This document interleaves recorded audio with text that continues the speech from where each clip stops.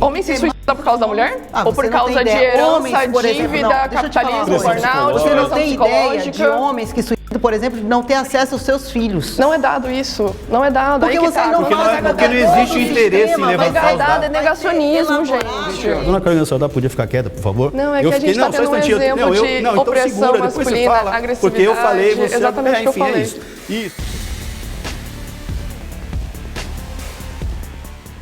Tanto homens quanto mulheres desfrutam de privilégios na sociedade. Quem concorda pode vir. Todos discordam, então. Caraca, todos discordam. Essa eu não esperava. Então, os que discordam, que são todos, podem vir.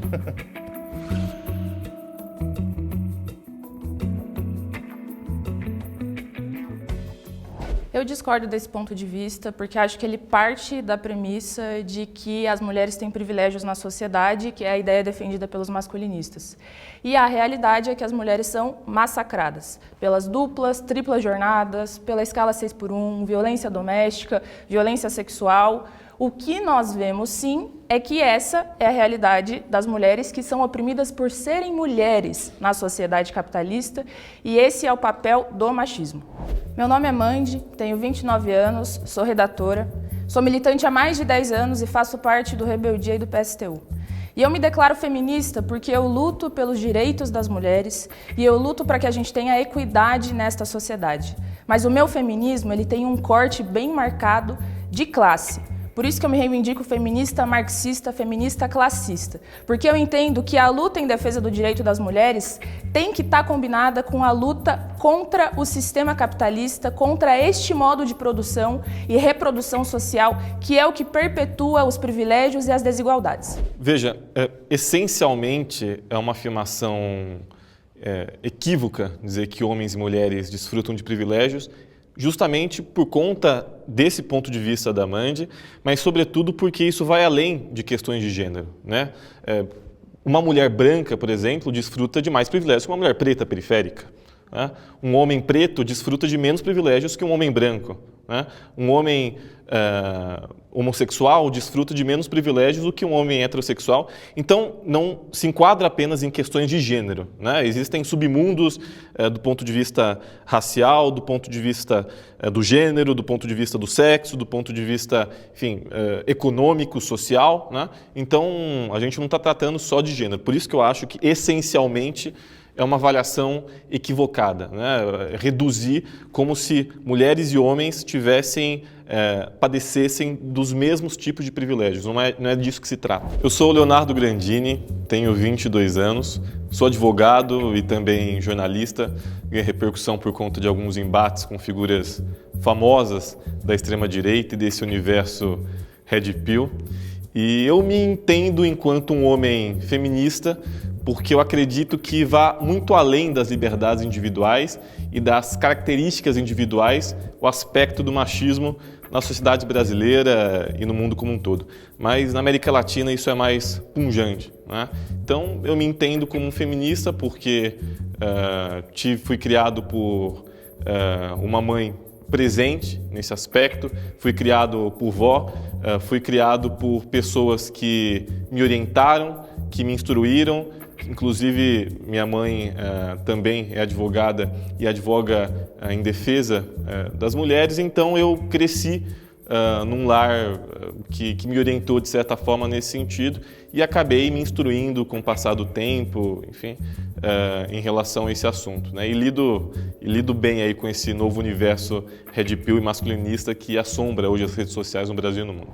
Na minha visão, essa afirmação traz como se nós estivéssemos na mesma posição na sociedade, mas existem intersecções de opressão, então uma mulher negra pode ser oprimida por uma mulher branca ou por um homem branco, assim como uma mulher pobre pode ser oprimida por uma mulher rica, um homem pobre pode ser oprimido por uma mulher rica. Então, se a gente olhar apenas pela questão de gênero, as mulheres são mais oprimidas do que homens na sociedade e não têm tantos privilégios quanto homens, pela questão de violência doméstica, de feminicídio, de violência sexual, de carga horária também, de dupla jornada de trabalho.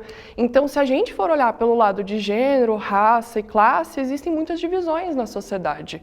Então, sim, vão ter diferenças, mas eu não acho que mulheres são privilegiadas por serem mulheres, como homens são na sociedade. Eu acho que existem privilégios de raça e classe. Eu sou Caroline Sardá, eu tenho 27 anos, eu sou formada em publicidade e propaganda, sou criadora de conteúdo sobre história da mulher e direitos femininos, e eu me identifico como feminista e sou organizada em movimentos feministas porque eu acredito na organização de mulheres pelos seus direitos.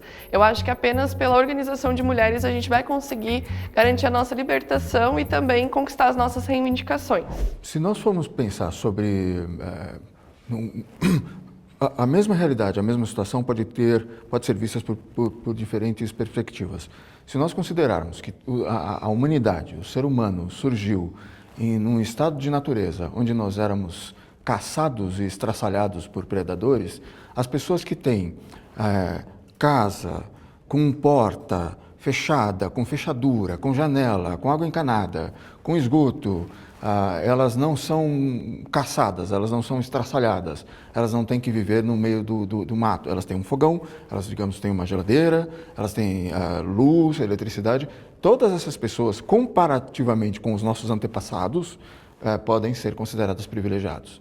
Então, agora, nós estamos falando sobre essas questões, homens e mulheres, a questão de gênero, como dizem as feministas, porque o gênero, a palavra gênero é uma criação conceitual de uma certa visão ideológica, que separa uma certa identidade de uma condição biológica com a qual a pessoa já nasce. Então, é uma visão diferente que muda muito a discussão.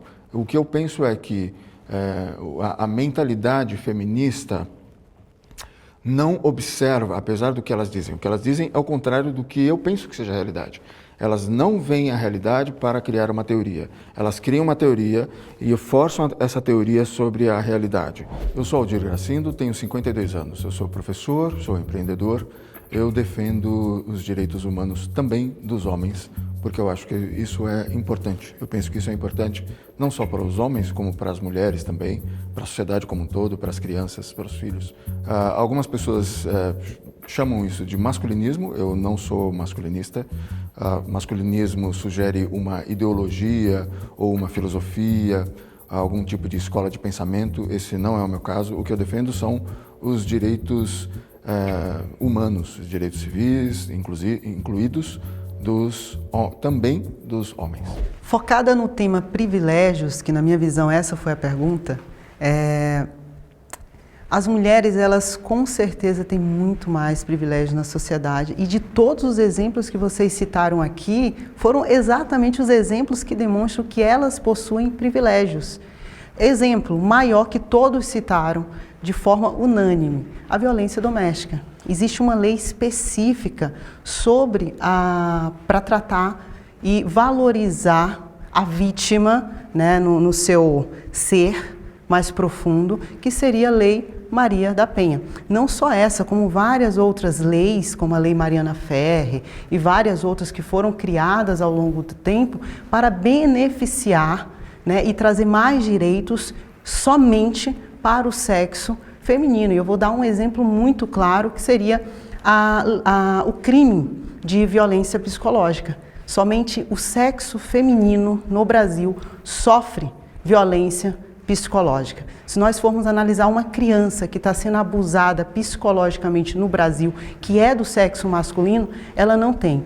Então, assim, não tem esse privilégio de usar essa tipificação do Código Penal para se proteger. E é uma criança vulnerável, menor impúber, mas não pode utilizar. Então, assim, infelizmente, eu sou totalmente contrário ao posicionamento de vocês nesse sentido, porque existem várias leis, quando nós estamos falando de violência doméstica. E não só isso, na questão da jornada. Não só a mulher tem essa jornada, e detalhe, isso daí foi uma coisa que vocês lutaram para conquistar. Então, por que agora isso daí seria uma opressão? Vocês conquistaram. A base, a linguagem do feminismo é em busca de direitos iguais. Chegaram a um ponto que vocês queriam tanto ser aquilo que os homens tinham e conquistaram. Então, por que agora vocês estão reclamando? Então, na minha visão, sim, as mulheres têm muito mais benefícios e muitos privilégios. Meu nome é Jamile Venceslau, tenho 34 anos e sou advogada do direito do homem há alguns aninhos aí.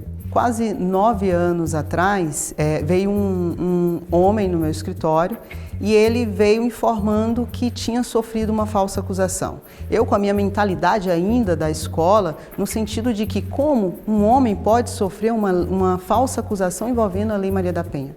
Eu recebi esse caso e esse caso transformou não só a minha vida, mentalidade, como o meu estilo profissional. E por causa desse caso, onde ele foi absolvido depois de 2 anos, e eu percebi que realmente existiam falsas acusações, eu comecei a atuar no direito do homem. Do meu ponto de vista, nós partimos da premissa errada. Nós estamos aceitando a premissa do marxismo, que é a guerra de classes, luta de classes, oprimidos, opressores. Então, eu peço para você que está nessa luta, não aceita a premissa. Você está perdendo o jogo quando você entra no jogo já discutindo se você é opressor ou oprimido. Porque você aceitou a premissa marxista. O feminismo, ele nasce no berço marxista, eles admitem isso. Eles veem, alguns vídeos que eu já vi de algumas pessoas aqui, eles admitem que o feminismo nasce lá na antiga União Soviética, dentro do berço socialista, blá, blá, blá, 8 de março, aquela história toda. Então, eu não aceito a premissa marxista de opressor e oprimido. Para começar, o meu argumento é assim. Então, eu acho que homens e mulheres em determinados graus têm privilégios, dependendo da sua posição individual, pessoal na sociedade, dependendo da conjuntura onde ela foi criada, onde ela nasceu. Então, tanto homens quanto mulheres têm privilégios e também têm algumas questões que eles precisam buscar de melhoria. Meu nome é Alexandre Paiva, tenho 49 anos, administrador, influenciador digital, pai da Yasmin e da Rafaela, pai alienado, fundador do Instituto de Defesa dos Direitos do Homem, porque ao me ver vítima de um problema tão grave quanto esse, afastado sem motivo algum das próprias filhas pequenas, menores de idade, e encontrar a situação que eu encontrei no judiciário, eu me vi na obrigação de lutar contra essa situação caótica que o homem enfrenta hoje no judiciário. Nós temos por definição, um judiciário feminista, um judiciário matriarcal, onde a mulher tem todo o controle após o divórcio sobre os filhos. E o homem tem que correr atrás, provar que não é um bandido, que não é um estuprador em potencial, que não é um agressor, que não é um ameaçador.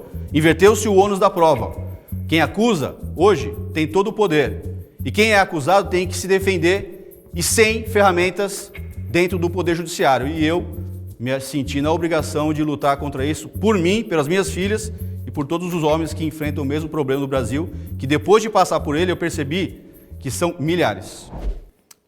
Quem gostaria de rebater? Vou abrir a pergunta. Pode ir. Bom, a primeira coisa é que o feminismo não nasce do berço marxista. Na verdade, o feminismo nasce relacionado à luta da burguesia, à luta dos liberais, depois vem a se combinar com movimentos marxistas, mas não necessariamente. Eu me reivindico feminista marxista porque faço essa combinação da luta pela emancipação das mulheres com a luta da classe trabalhadora, mas essa afirmação tua está errada. Jamile apontou aqui que as mulheres são privilegiadas porque têm leis para se defender da violência que sofrem. Desculpa, mas isso só demonstra que as mulheres são vítimas, porque as leis existem porque antes delas existe violência psicológica, física, sexual, e se não tem lei para defender homens, acho que isso deveria botar as pessoas para refletir de que talvez não existam tantos casos de violência assim na sociedade que impliquem a necessidade de uma lei. Terceira coisa, em relação ao Aldir, falou dos privilégios, dos antepassados em relação com as pessoas de hoje. É verdade, se você vai comparar a vida de uma pessoa hoje que tem uma casa, que pode ter o mínimo para reproduzir a sua vida, ok, ela tem uma condição de vida diferente dos antepassados, mas isso não tem nada a ver com gênero. Nós estamos aqui debatendo gênero.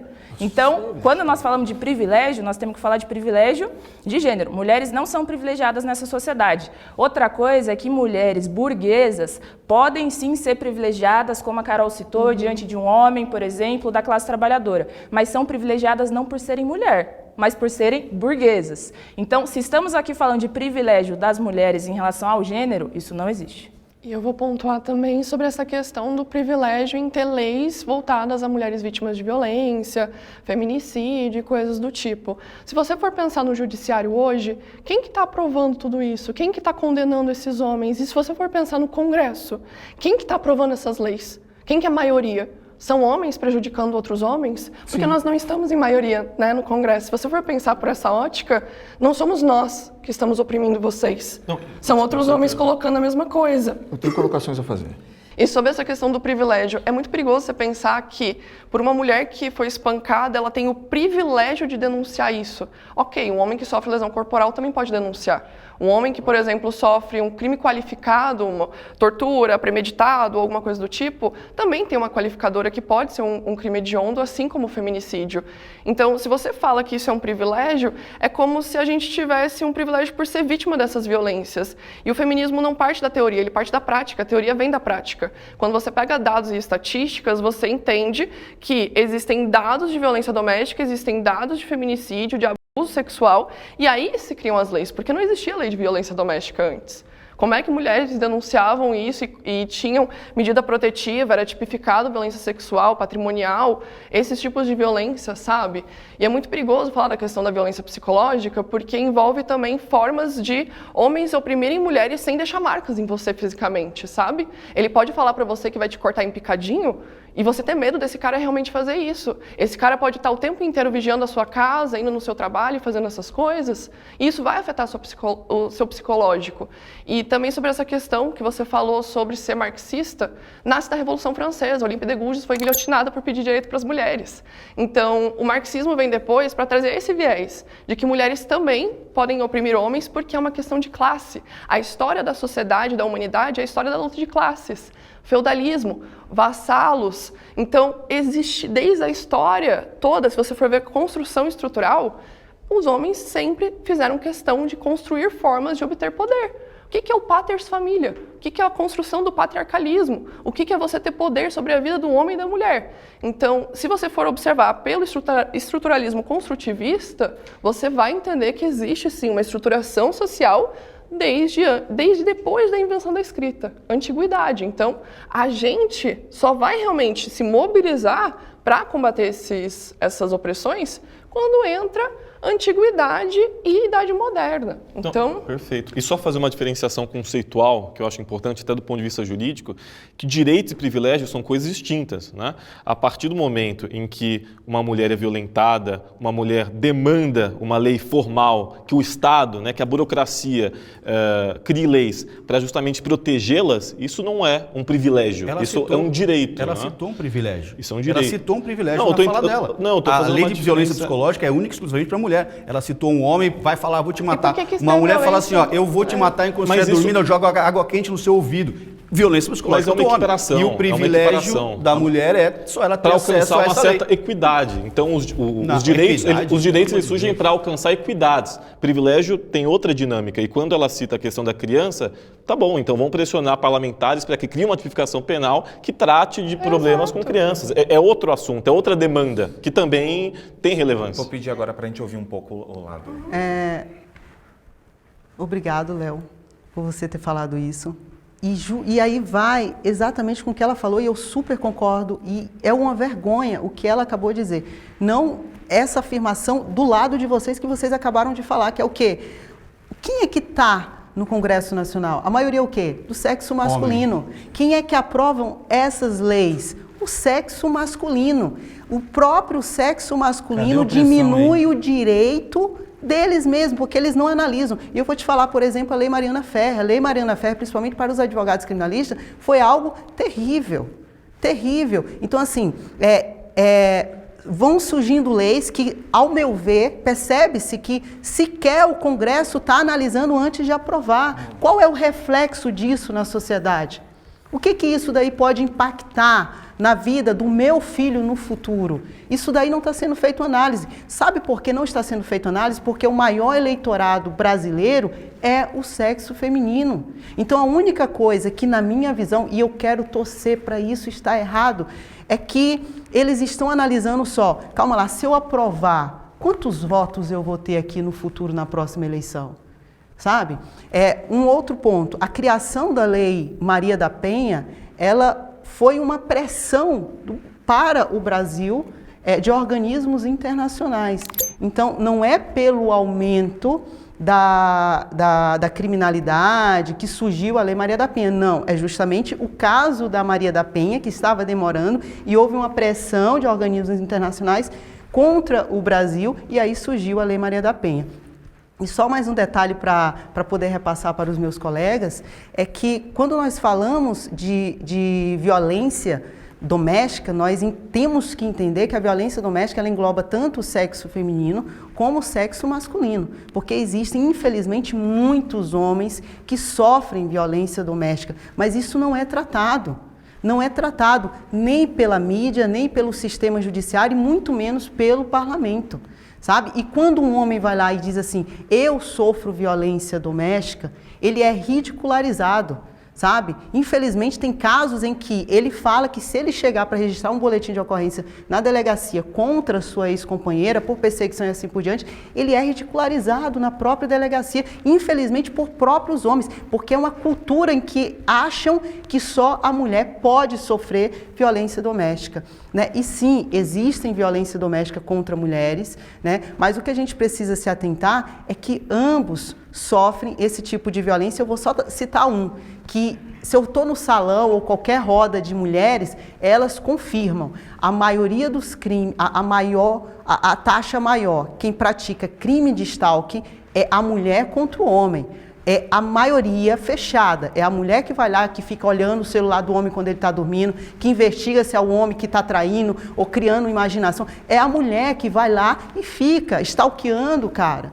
Só que ninguém leva isso a sério, mas quando é um homem realizando o mesmo ato, a mulher realizando o mesmo ato, isso daí é uma barbárie, colocam na mídia. O que eu quero mostrar para vocês é que a mesma situação, quando é voltada para o homem, a mídia, a sociedade e até o próprio grupo masculino não levam isso a sério. Eu quero dizer, com uma discordância, inclusive, eu vou explicar por quê, do nosso amigo Paiva, Alexandre Paiva, que diz que se nós pensarmos em termos de privilégios e opressão, nós estamos caindo na perspectiva marxista. Nós já nos colocamos do outro lado. Eu discordo por causa do seguinte, não é preciso ser um marxista para perceber que as mulheres são o sexo privilegiado na humanidade. As mulheres são privilegiadas, faz parte de um papel até mesmo social, comunitário, até mesmo biológico do homem, privilegiar a mulher. E faz parte de um comportamento normal da mulher privilegiar a si própria. Os homens, tradicionalmente, historicamente, eles têm esse papel diferente, que não é apenas um papel. É claro que isso tem uma base biológica de dimorfismo sexual, a forma como os corpos dos homens e das mulheres têm essas diferenças. Nós somos...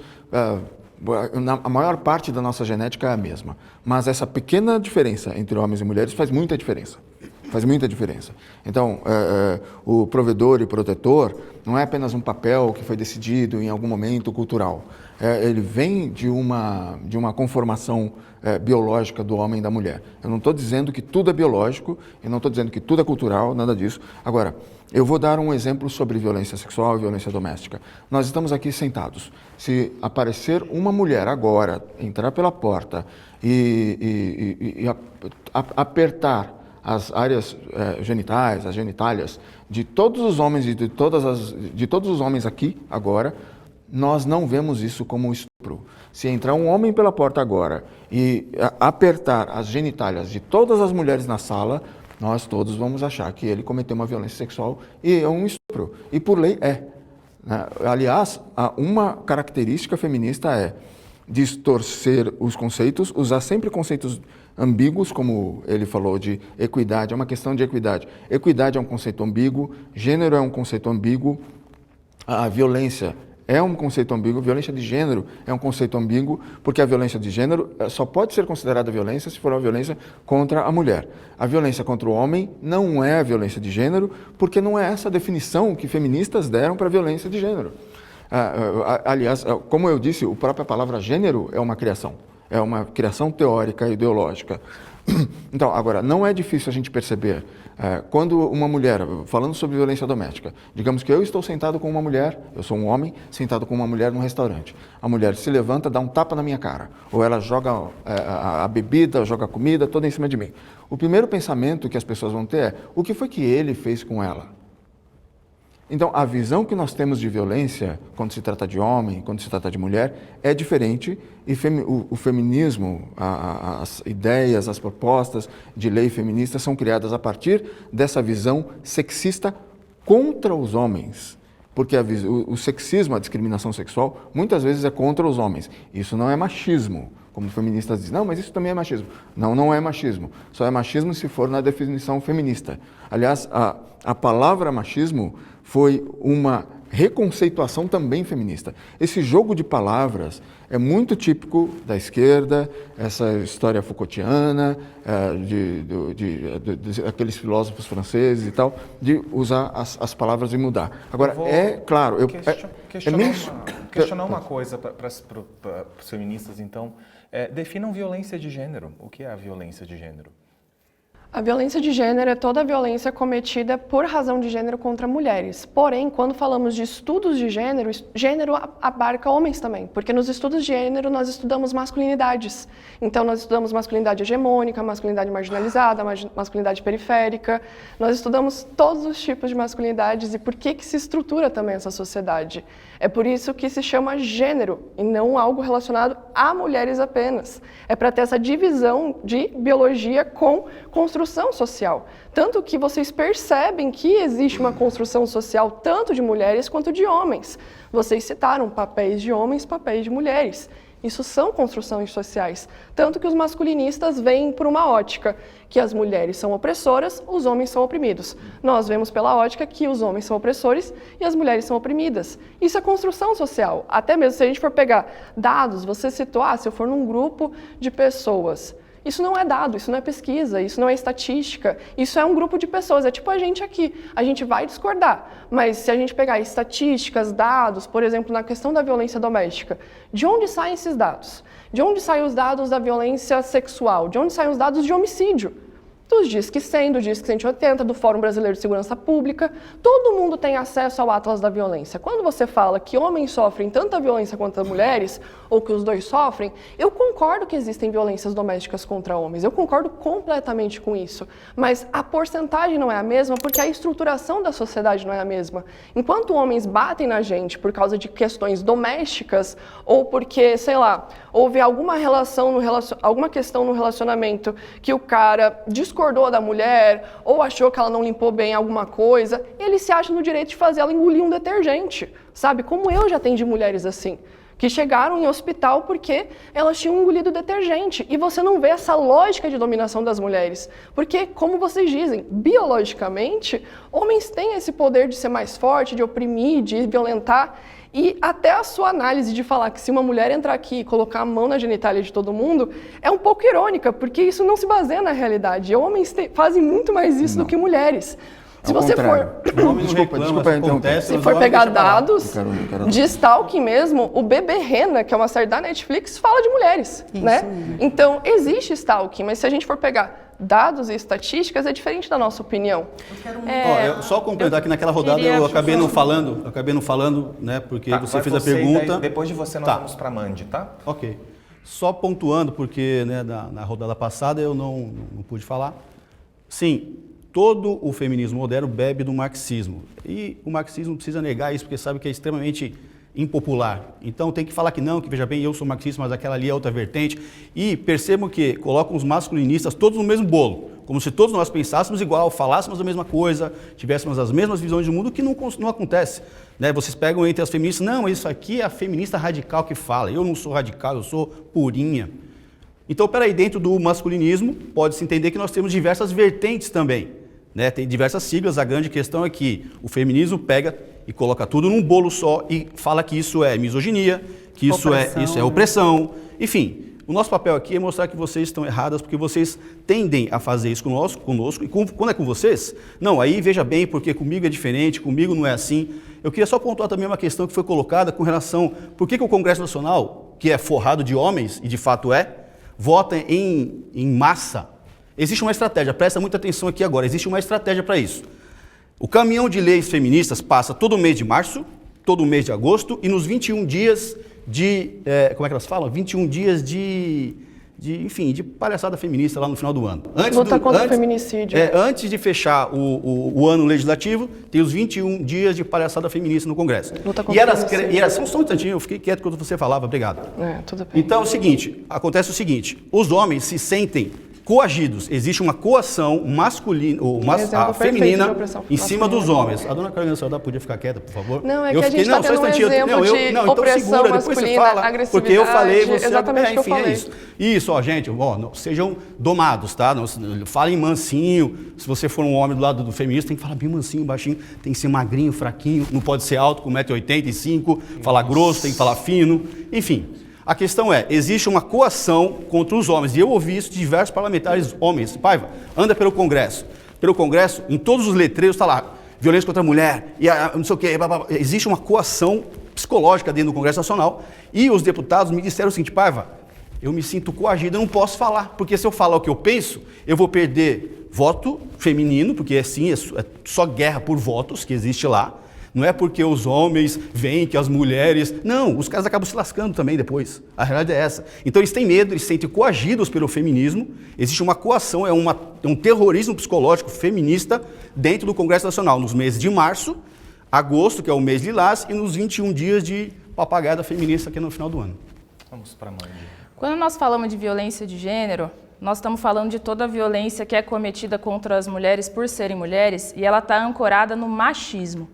É importante a gente falar sobre isso porque o machismo é uma ideologia que surge num determinado momento da história. E quando nós vamos debater com masculinistas, aqui parece que o debate é ahistórico, em base a categorias abstratas, e nós precisamos localizar as coisas da forma como elas realmente aconteceram. O machismo é uma ideologia que surge a partir do surgimento da propriedade privada, quando as mulheres passam a ser encerradas dentro das famílias e a família se torna uma necessidade social e econômica para levar adiante a linhagem e garantir a herança.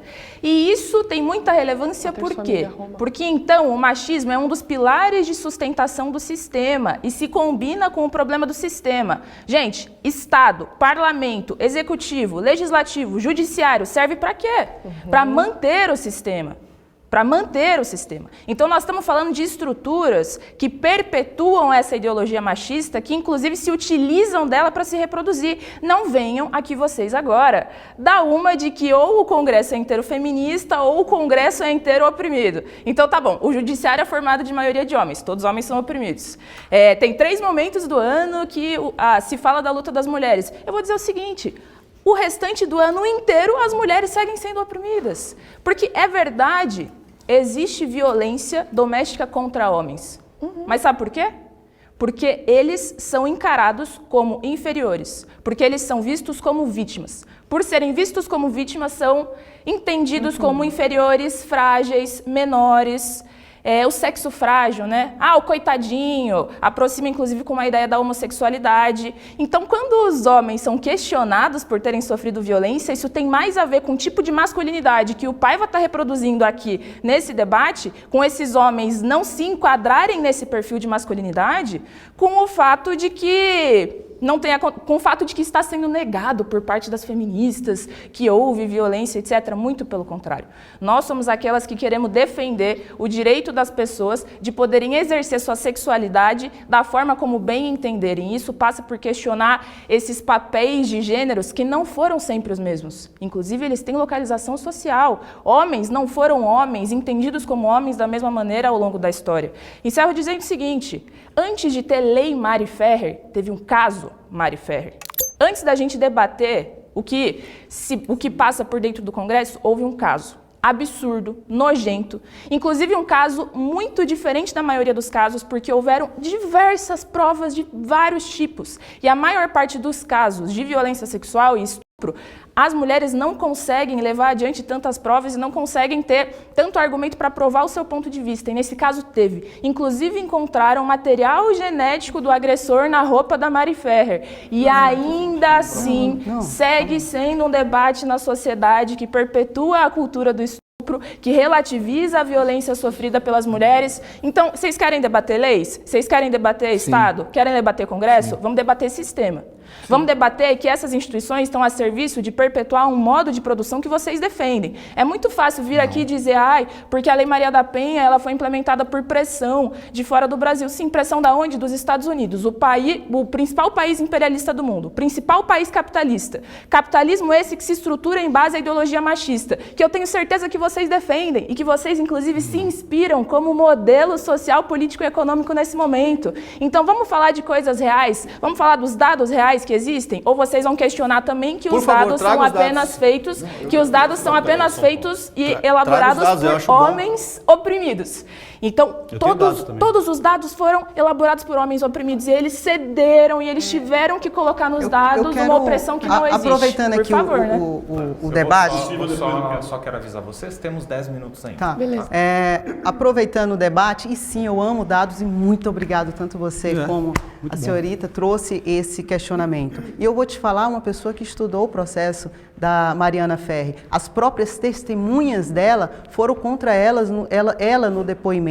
As testemunhas dele foram a favor da verdade. Sim, apareceu o exame, foi feito o exame de DNA, onde corroborou em ele, sendo o esperma dele. E toda a história, o que corrobora com a história e com a verdade. Tanto é que ele foi absolvido não só em primeira instância, como em segunda instância. Agora, a vergonha do Brasil é aplaudir essa situação e criar uma lei Mariana Ferri para aplaudir a falsa acusação no Brasil. Sabe o que é pior? É que a falsa acusação no Brasil cresce o número de feminicídio que vocês tanto defendem, mas vocês não têm coragem de dizer assim, calma lá, vamos criar uma campanha para que mulheres não façam falsas acusações no Brasil, porque isso sim prejudica as verdadeiras vítimas que precisam dessa lei que vocês falam, a Lei Mariana, ou a Lei Maria da Penha. E agora eu vou te falar uma coisa sobre os dados reais de violência doméstica.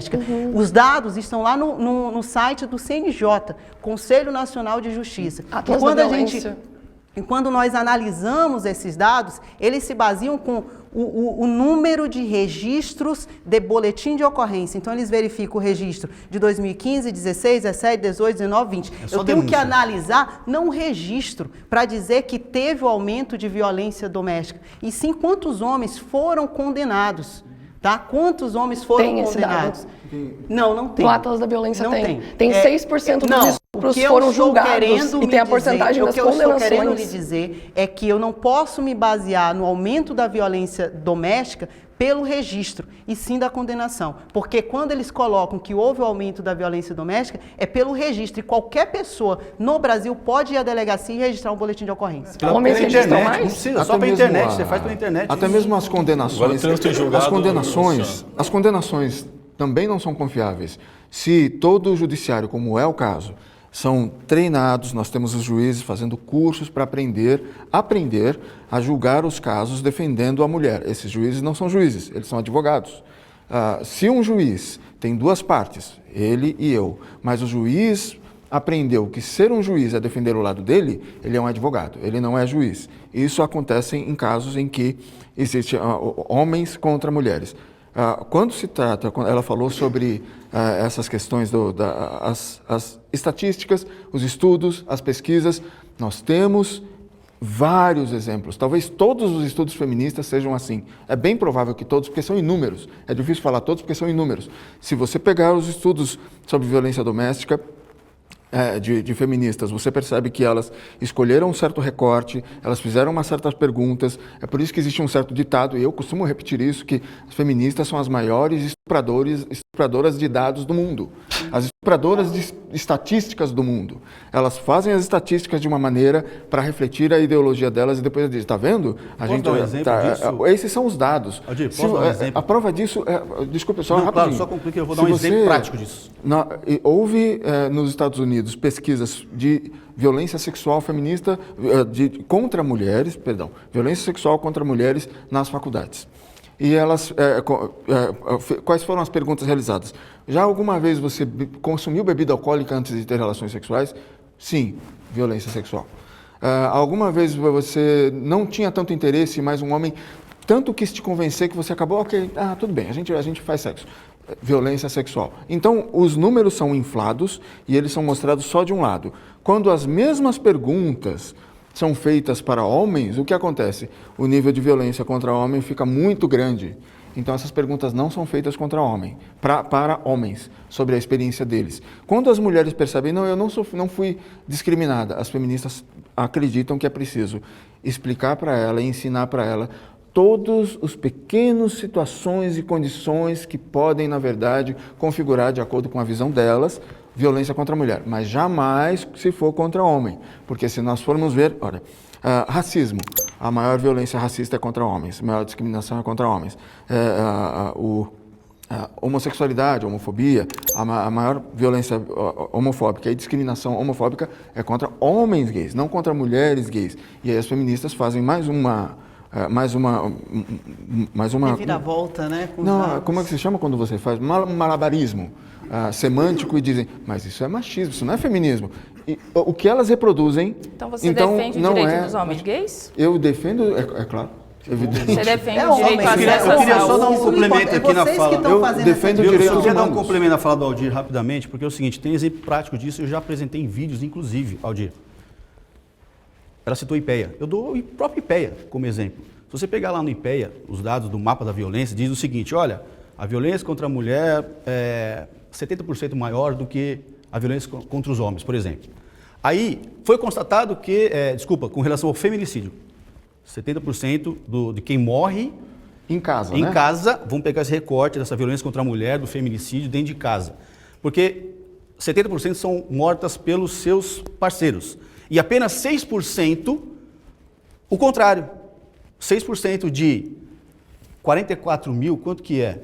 70% de 3 mil e poucas mulheres que morrem, quanto que é? É a prova cabal de que elas pegam números, distorcem, esmagam e elas vendem a narrativa que elas querem vender. Então está comprovado pelo próprio site do IPEA. Nós temos aí o IBGE hoje. O IBGE hoje é controlado, é politizado, tem inclusive denúncias de funcionários internos denunciando que estão politizando a construção dos dados e números no Brasil, porque tem que destroçar os dados, inclusive vindo do poder público. Então, assim, é comprovado que feminismo precisa mentir para que ela tenha um avanço de leis, né? Porque pega os números, distorcem eles novamente. 44 mil pessoas morrem no Brasil e 3 mil mulheres. Dentro de casa são 1.000 e poucas, 1.400, se não me engano. E são 4 vezes, eu aprovei no DataSUS, pesquisem, DataSUS, tem vídeo meu, masculinicídio, falando sobre isso. Segundo o próprio DataSUS, são 4 vezes mais homens que morrem dentro de casa também de violência doméstica, assassinados pelas próprias companheiras. Você acabou de distorcer dados. Realmente, você pegou dados gerais de homicídio e comparou com dados de feminicídio. No IPEA tem essa divisão. Você consegue pegar exatamente os dados de feminicídio, ou casos crime qualificado envolvendo mulheres, e crimes qualificados envolvendo os homens. Isso é separado por mortes violentas. Então, você consegue pegar quantas mulheres foram mortas em razão de gênero e quantos homens foram mortos em questões de crime qualificado. Você já apresentou esses dados? Tá no IPEA. Você apresentou esses dados já? Aonde? Em alguma vez, alguma fala, algum vídeo teu? Acho que já, eu tenho um vídeo, inclusive, comparando o feminicídio. Eu nunca vi, sinceramente. Eu tenho, vocês podem, inclusive, assistir. Eu tenho um puder vídeo mandar pra gente, eu agradeço. falando sobre violência doméstica, feminicídio, homicídio, diferenciando o homicídio de feminicídio. A Jamile sabe que existe diferença, porque o feminicídio é uma qualificadora do crime de homicídio relacionado a gênero. Então, até mesmo no Atlas da Violência, você tem os números de homicídios que não têm razão de gênero, ou seja, uma mulher levou uma facada na rua após um assalto, isso não é um feminicídio, mas em decorrência de violência doméstica. E aí entra também violência doméstica. Quando você pega casos de violência doméstica de homens e mulheres, também baseado no IPEA, que é atualizado anualmente pelo Fórum Brasileiro de Segurança Pública, você vê que existe uma diferença entre mulheres que sofrem violência doméstica por razão de gênero e homens que sofrem violência doméstica. Existe um abismo dessa diferença. O que a gente está colocando, o que eu estou colocando é que, e o que ele colocou também, é que o número de homicídios de mulheres é tão pequeno, mas tão pequeno comparado com o número de homicídios dos homens, que é preciso fazer um recorte especial, com um percentual especial e usar um critério que faça com que aquilo pareça ser tão grande quanto vocês acreditam. Que é o critério do gênero. Que é o critério do gênero. Fechou nossos dois aqui. A desconstrução dos papéis de gênero tradicionais ameaça a ordem social.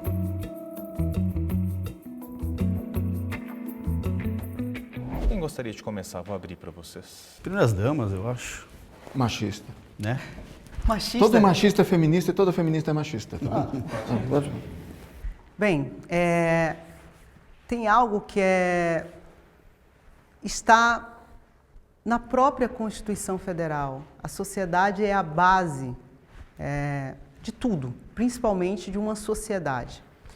Na minha visão, não sei aqui se é a visão dos colegas, o feminismo, o objetivo do feminismo é destruir justamente isso, a base da sociedade, que é o quê? A família, né? Então, eu atacando na qualificação desse homem, na qualificação da mulher, nas características desse homem, nas características dessa mulher, na sociedade, não estou falando nada de biológico, eu estou falando no papel desse homem, do papel dessa mulher na sociedade e também dentro da sua família, eu vou estar destruindo tudo aquilo que é considerado como a base da sociedade. E eu destruindo a responsabilidade desse homem perante uma família e assim, perante a mulher também, eu vou estar destruindo tudo aquilo que historicamente foi construído para alicerçar uma sociedade forte. Eu não sou um defensor do passado, de como as coisas eram, que tudo do jeito que era tem sempre que ser. E não sou um defensor do progressismo, de que nós temos que fazer uma grande ruptura muito rápida e que tem que ser tudo diferente porque o nosso passado é todo opressor, é todo horrível. Eu penso que no passado as pessoas fizeram o que elas puderam. Tanto as mulheres quanto os homens fizeram o que eles puderam. Nós tivemos essa grande ameaça que era a simples natureza, a simples existência, a falta de alimentação, a falta de comida, a falta de segurança, até mesmo enchente era uma ameaça enorme, hoje nem tanto. Mas a gente acha um absurdo quando pessoas morrem em enchente. No passado era um simples fato da vida. Ser morto por uma onça era uma coisa mais razoavelmente normal. Assassinatos não resolvidos. Hoje nós tivemos uma ciência toda, entre aspas, criada pelo patriarcado que reduziu tudo isso. Mas o que acontece é que se nós pensarmos de uma forma racional e baseado em dados, em informações, nós vamos ter muita disputa ainda sobre essas questões de dados, mas racionalmente nós acabamos concordando em muito, pode ser não em tudo, mas em muito com pessoas que são mais conservadoras. A gente percebe que muitas coisas que funcionavam antes, elas funcionavam por um motivo. Elas existem porque elas estavam funcionando até um certo ponto. Não era tudo no passado que era ótimo, que era maravilhoso, mas algumas coisas funcionavam melhor do que elas funcionam hoje, e a gente começa a fazer uma análise mais em cima de dados do que nós temos.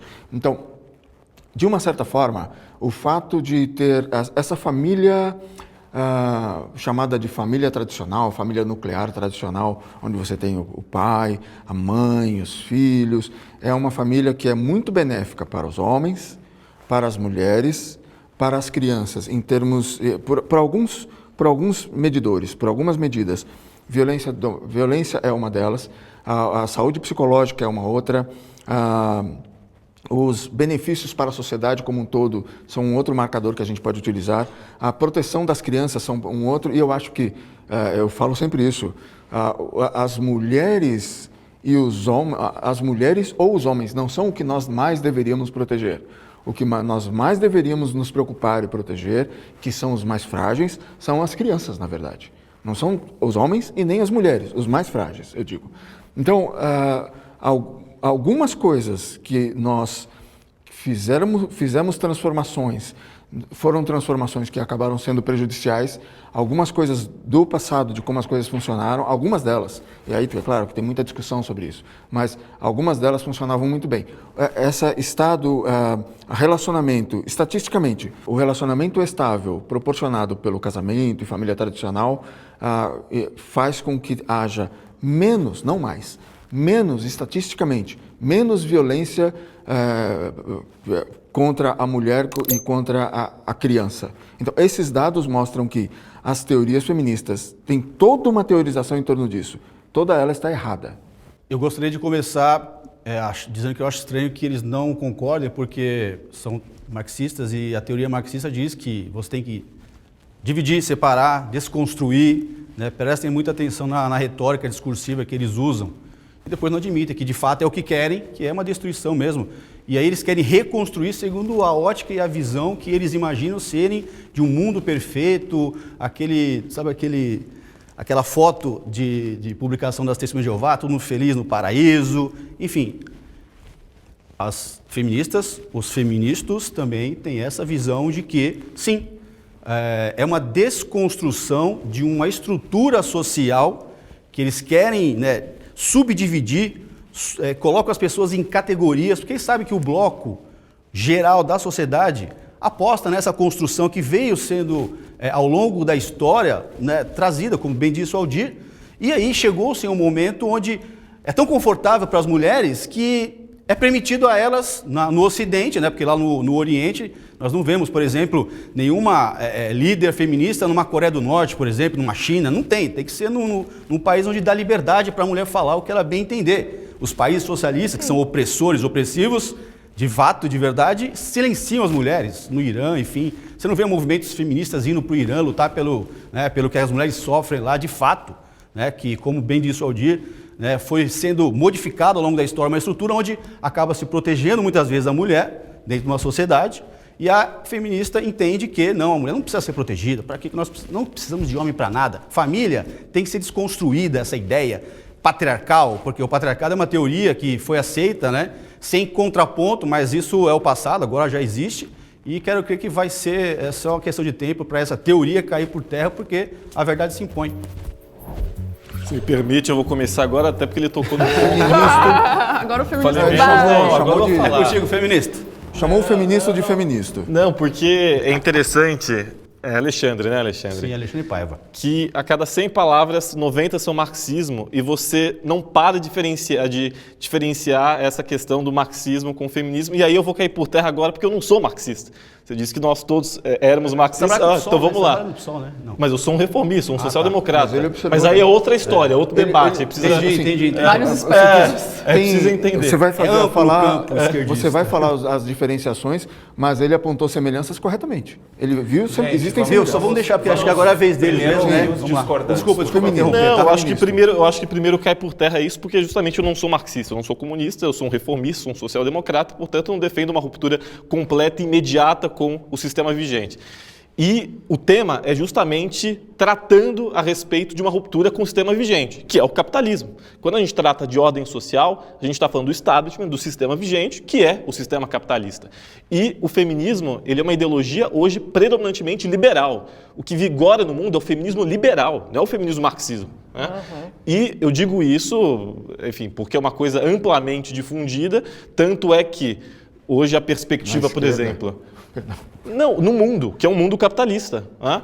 Então, isso por terra já teria que fazer uma diferenciação entre marxismo, feminismo, para a gente poder dizer que haveria uma ruptura da ordem social, da ordem institucional. E não é isso que acontece, porque justamente o que vigora no mundo é o feminismo liberal, né? Cujas perspectivas das mulheres de ascensão social, de ascensão econômica, de ascensão financeira, está atrelada ao ganho do capital, ao sucesso, enfim. E a questões também de patrimônio, tem outras questões, né? que a gente trata desse tema. Mas, enfim, só queria fazer essa observação. Que aí, Carol? Então, sobre essa questão da desconstrução da ordem social e tudo mais, a história das sociedades mudaram sempre as ordens sociais. Então, nós não temos mais a mesma configuração de família do Egito, de Roma, do feudalismo. Nós fomos evoluindo ao longo da história. Então, o que nós feministas defendemos é essa superação dessa ordem social que se estabeleceu após a construção do capitalismo, que acabou dividindo papéis de homens e mulheres, principalmente após a Revolução Industrial, que foi quando mudou tudo. Até mesmo quando você falou da dupla jornada de trabalho, nós reivindicamos muito mais os direitos trabalhistas do que o dever de trabalhar, porque o que foi lutado do dever de trabalhar foram as feministas liberais, que pediram a mudança do Estatuto da Mulher Casada para poder ter permissão do marido para trabalhar, e que ele não permitisse que ela fosse demitida, ou que ele não pudesse assinar porque ela fosse demitida. Então, nós sempre lutamos pela mudança dessa ordem social de maneira para evoluir tanto para as mulheres quanto para os homens. Porque se nós fôssemos voltar para a ordem social de Egito, de Idade Média, todos nós estaríamos lascados, porque foi se estruturando essa divisão de homens e mulheres. E a questão do patriarcalismo não é um surgimento das feministas. A história é ciência. Existe método científico para você fazer historiografia. Então, tem documentos, tem nossa, vários registros de Roma de como que surge o patriarcalismo, como que surge o paters familia, como que as mulheres ficaram na mão dos homens e da onde que surge o termo emancipação. Literalmente do paters familia, emancipatio, que foram quando as mulheres quiseram se emancipar da mão do paters familia, assim como os filhos e os escravizados. Então, se estrutura isso na sociedade. E se nós estamos querendo mudar uma ordem social, que ordem social é essa? Porque se vocês acreditam que vocês são oprimidos, a gente está querendo mudar a ordem social que vocês são oprimidos ou que vocês são opressores? Isso é essa a engano. questão. Isso é engano. Nós não dizemos... só um nós, pouquinho, a gente é tá só- ouvindo- Não, é hora deles agora. A gente eu quero falar uma coisa que Vamos não é... vamos respeitar a dinâmica. Não, a pode- gente Sim, não, precisa, claro, a claro. gente precisa Você ouvir depois. os discordantes. A Carol Sim, ainda não, teria tá- um minuto, tá tá tranquilo? Não, tá tranquilo, era Pode ir, só isso mande, mesmo. então. Não, eu discordo dessa afirmação de que a desconstrução dos papéis de gênero ameaça a ordem social, porque eu entendo que essa frase contém um teor negativo, por causa da palavra ameaça. E eu acho que é bom a desconstrução dos papéis de gênero. Mas antes, quero refletir sobre o seguinte: papéis de gênero não foram sempre os mesmos ao longo da história. Isso tem muita importância. Porque hoje, por exemplo, existe uma ideia do que é a vestimenta feminina, que é o salto alto, é a maquiagem, é o vestido. Bom, já houveram momentos da história em que esses elementos foram associados à masculinidade. Diversos elementos.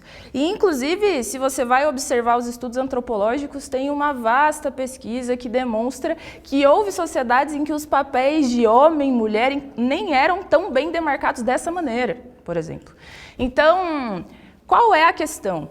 É que hoje, nesta sociedade, nós vemos papéis de gênero construídos a partir do machismo que se funde com o capitalismo e que, por causa da necessidade de levar adiante a propriedade privada, se cria a família nuclear monogâmica em que a mulher precisa ser a cuidadora da casa e garantir a reprodução da família, por isso o papel dela é engravidar, é cuidar dos filhos, é ficar dentro de casa, e ela não pode desenvolver outros tipos de relação, tem que ser monogâmica, porque o homem tem que saber que aquele filho é seu, porque só dessa maneira ele vai ter a garantia de que a herança dele, ou seja, a propriedade privada dele, será levada adiante por uma pessoa de sua família. Veja, os papéis de gênero hoje existem nessa sociedade, neste momento histórico, para perpetuar essa leitura. E é isso que nós questionamos. Nós achamos que não. Não necessariamente as mulheres precisam ficar com o papel de ser cuidadoras. Não, não necessariamente, inclusive, os homens precisam ficar com o papel de ser provedores. Não, não necessariamente você precisa fazer essa... Inclusive, não necessariamente mulheres precisam ser mães. Se não quiserem, podem não ser. E hoje nós temos famílias de diversos tipos. Mas digo para vocês, a maior parte das mães brasileiras são mães solo. São mães solo. 55% das mães brasileiras são mães solo. E esse dado deveria dizer algo e trazer uma reflexão para o debate sobre será que este modelo familiar que coloca esses papéis de gênero está dando conta de garantir o que é a realidade da vida das pessoas hoje? Porque aqui foi defendido esse modelo de família, certo? Mas esse modelo de família nem existe. E, inclusive, quando existe, as mulheres sofrem violência doméstica. Foi falado aqui, por exemplo, nós temos que garantir a defesa dos mais frágeis, das crianças. Bom, concordo, mas vocês sabiam que a maior parte das crianças que sofrem violência doméstica são mulheres? Esse é um debate que vocês não fazem. O que seriam mães solos? Mulheres que não têm ainda um marido, um acompanhante para estar junto com elas, o pai Mas do isso daí filho, não caberia uma responsabilidade da mulher? do pai que ao abandonou a engra- criança, Da mulher também. do pai que Isso abandonou daí- a criança, Da né? A mulher paternidade também. não é cobrada. Da mulher também. A paternidade é cobrada Não do pai. pode deixar ela falar, Se a mulher deixa ela quiser. falar. Não, Isso a daí gente se entende. caberia uma cabe. Eu trato tanto da responsabilidade do homem na hora de fazer um ato sexual com a mulher, de não, por exemplo, confiar na palavra dela, de tomar preservativo, e eu dou lá, puxo a orelha dos meus seguidores, assim como eu falo da responsabilidade da mulher na hora de querer engravidar. Muitas das mulheres vão em bailes funks e vários outros locais, fazem relação sexual sem uma preservação, engravidam, fazem relação sexual com vários homens, sequer sabem quem é o pai.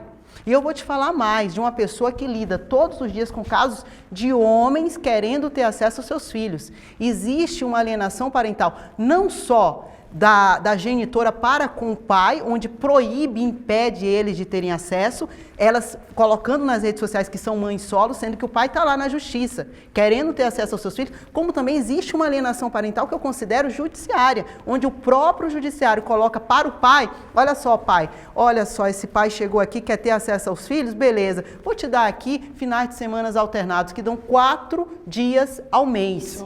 O pai quer ter acesso. Então assim, quando a gente verifica quem são essas mães solos, a gente precisa tomar cuidado. Realmente elas são mães que os pais engravidaram elas sabendo que era pai, que tinha um relacionamento com essa mulher, queria ser pai, e aí abandonou. A gente tem que analisar, porque quando você coloca uma mãe solo, dá a entender aquele pai escroto. Só que não é bem assim, a gente tem que analisar, porque existem muitas situações que acontecem. Gente, pessoas que elas mesmas se consideram mãe solo, e o pai quer ter acesso aos filhos. Um pouco do papel de gênero, a gente está entrando vamos falar de focar de gênero na sociedade. Sobre o papel de gênero, eu quero observar algumas coisas aqui. Algumas coisas que eu vou tentar ser bem rápido. Primeiro, ela acabou de culpar o tradicionalismo pelo fim do tradicionalismo. Isso é uma contradição.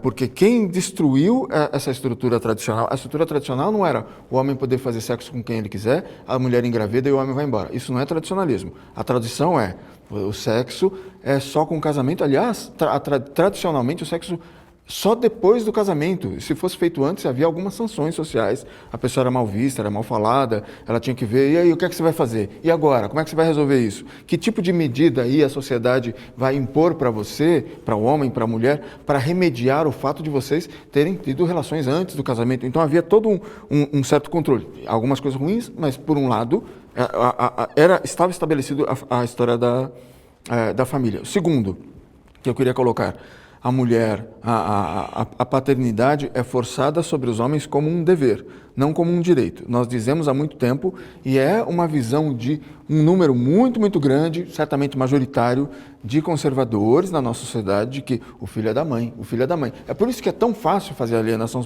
parental, por isso que é tão fácil aprovar certas leis que permitem à mulher alienar à vontade e fazer acusações falsas à vontade. Não é apenas por causa do movimento feminista fazendo lobby e fazendo uma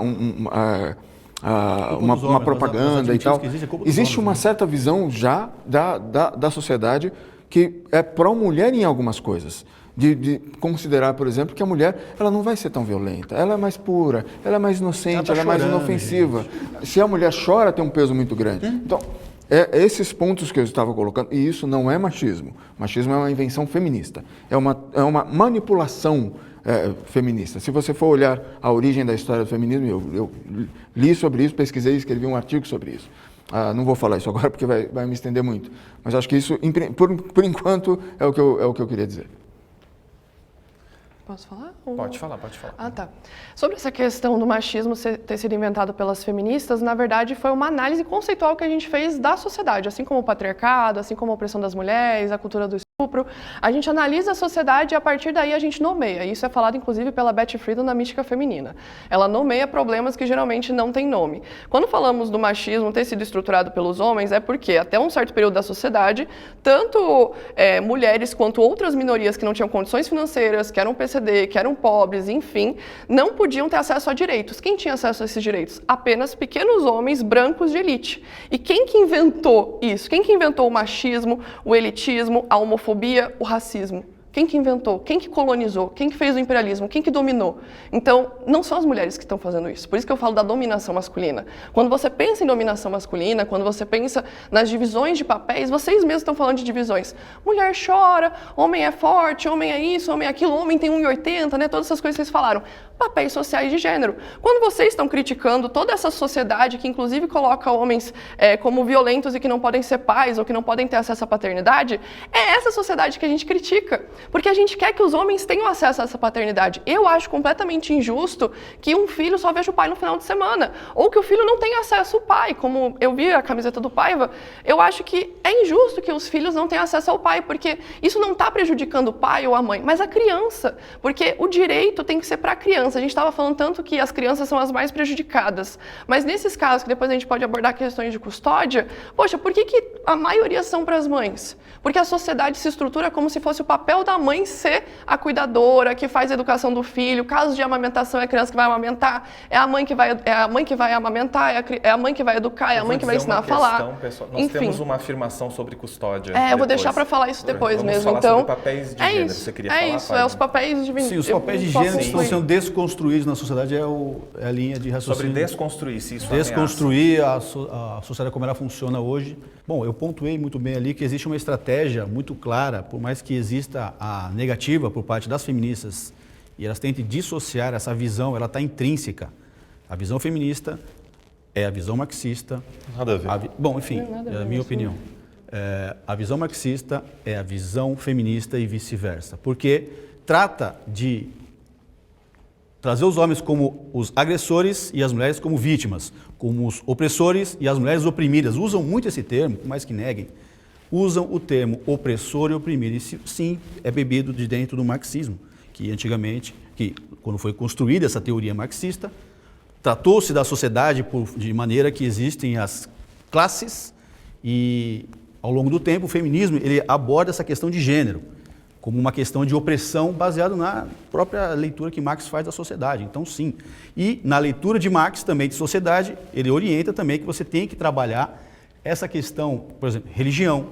É um papel do feminismo muito, muito claro, por mais que neguem, desconstruir esse papel da religião dentro da família, que aí constrói muito na linha que o Aldir falou. Uma relação onde existe um homem, uma mulher e um filhinho, que é muito criticado pelo feminismo, esse padrão heteronormativo de sociedade, tem que ser desconstruído. O grande problema é, eles não trazem a solução, eles trazem o problema, apresentam uma solução que acaba piorando, tanto é que você vai numa cadeia, por exemplo, você vai ver lá, a maioria é de homens ali que não tiveram a presença paterna, foram criados por mulheres, foram educados por mulheres. A maioria das professoras, dos professores da rede pública são mulheres. Então, na sociedade hoje, as mulheres, em geral, é quem educam os homens. Então, se segundo a visão do feminismo os homens são um problema, tem que começar a olhar também para os problemas das mulheres, porque, como eu disse anteriormente, nós costumamos olhar um pouquinho para o nosso umbigo também e ver, pô, será que eu não estou errado? Eu não vi, sinceramente, nunca vi um argumento de uma feminista botando o dedo no umbiguinho e falando assim, olha, eu acho que realmente isso aqui pode ser um problema que nós mulheres causamos. Todos os problemas sociais advêm da masculinidade, do homem, do patriarcado, ou seja lá qualquer coisa relacionada à masculinidade. Eu gostaria até de perguntar assim para vocês, existe algum ponto onde o feminismo chegou numa conclusão, ó, isso aqui é um problema social que foi causado pelas mulheres? Ou pelo feminismo? Que dá para nós melhorarmos. Estruturalmente falando, a gente não tem nem poder para isso, né? Tipo, causar opressões a vocês, porque a gente acabou de falar, homens dominam todos os espaços. A resposta é, não tem, a mulher não vê. Homens estão em todas as posições de poder, então como que estruturalmente falando, em estruturas de poder, por favor, Aldir, a gente faria isso com vocês? Em que espaço, em que lugar? Porque eu gostaria de dar o ônus da prova para vocês, sabe? Eu tenho que explicar muito bem qual é a nossa posição. Quando a gente fala, quando eu disse, não foram vocês, eu que foi quem falou, as mulheres são o sexo privilegiado ao longo de toda a história da humanidade. Não porque causa da propriedade privada, dos gregos, dos romanos. Não, sempre a mulher foi privilegiada na sociedade e foi privilegiada, às vezes, por um bom motivo. Por exemplo, uma prova de privilégio e uma justificação até desse privilégio é o seguinte: se nós tratássemos as mulheres tão violentamente, tão grosseiramente, tão rigidamente, quanto nós tratamos os homens ao longo da humanidade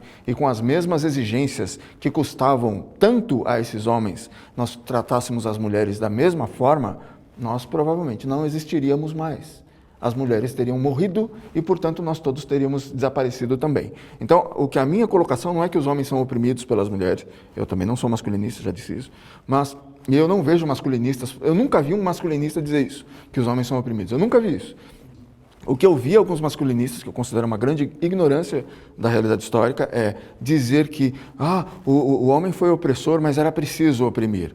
Em outras palavras, na minha opinião, ele concorda com vocês. Ele acredita no que vocês ensinaram para eles.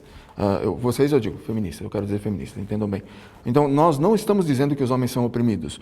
O homem que é acusado injustamente, é preso injustamente, é espancado injustamente, é mandado para a cadeia, ele não pode ver os filhos, ele está sendo oprimido pelo Estado, e o Estado está sendo movido por uma certa ideologia, e essa ideologia se beneficia de uma base que já existia antes, e que as feministas simplesmente dizem, mas isso foram vocês que criaram, isso foi criado pelos homens. Acusar os homens apenas por eles serem a maioria no Congresso, a maioria nas empresas, na chefia das empresas, acusar esses homens de terem poder em representação de todos os homens como classe, que é uma mentira, é um absurdo, e que ele vai usar esse poder para privilegiar os homens contra as mulheres, é um outro absurdo que nunca teve base na realidade. Apesar do que eu posso pontualmente, ponto a ponto, mostrar como não foi assim. Aldir, tem que tomar cuidado porque, por exemplo, a fala dela anterior, olha o que ela disse, parêntese, nós nomeamos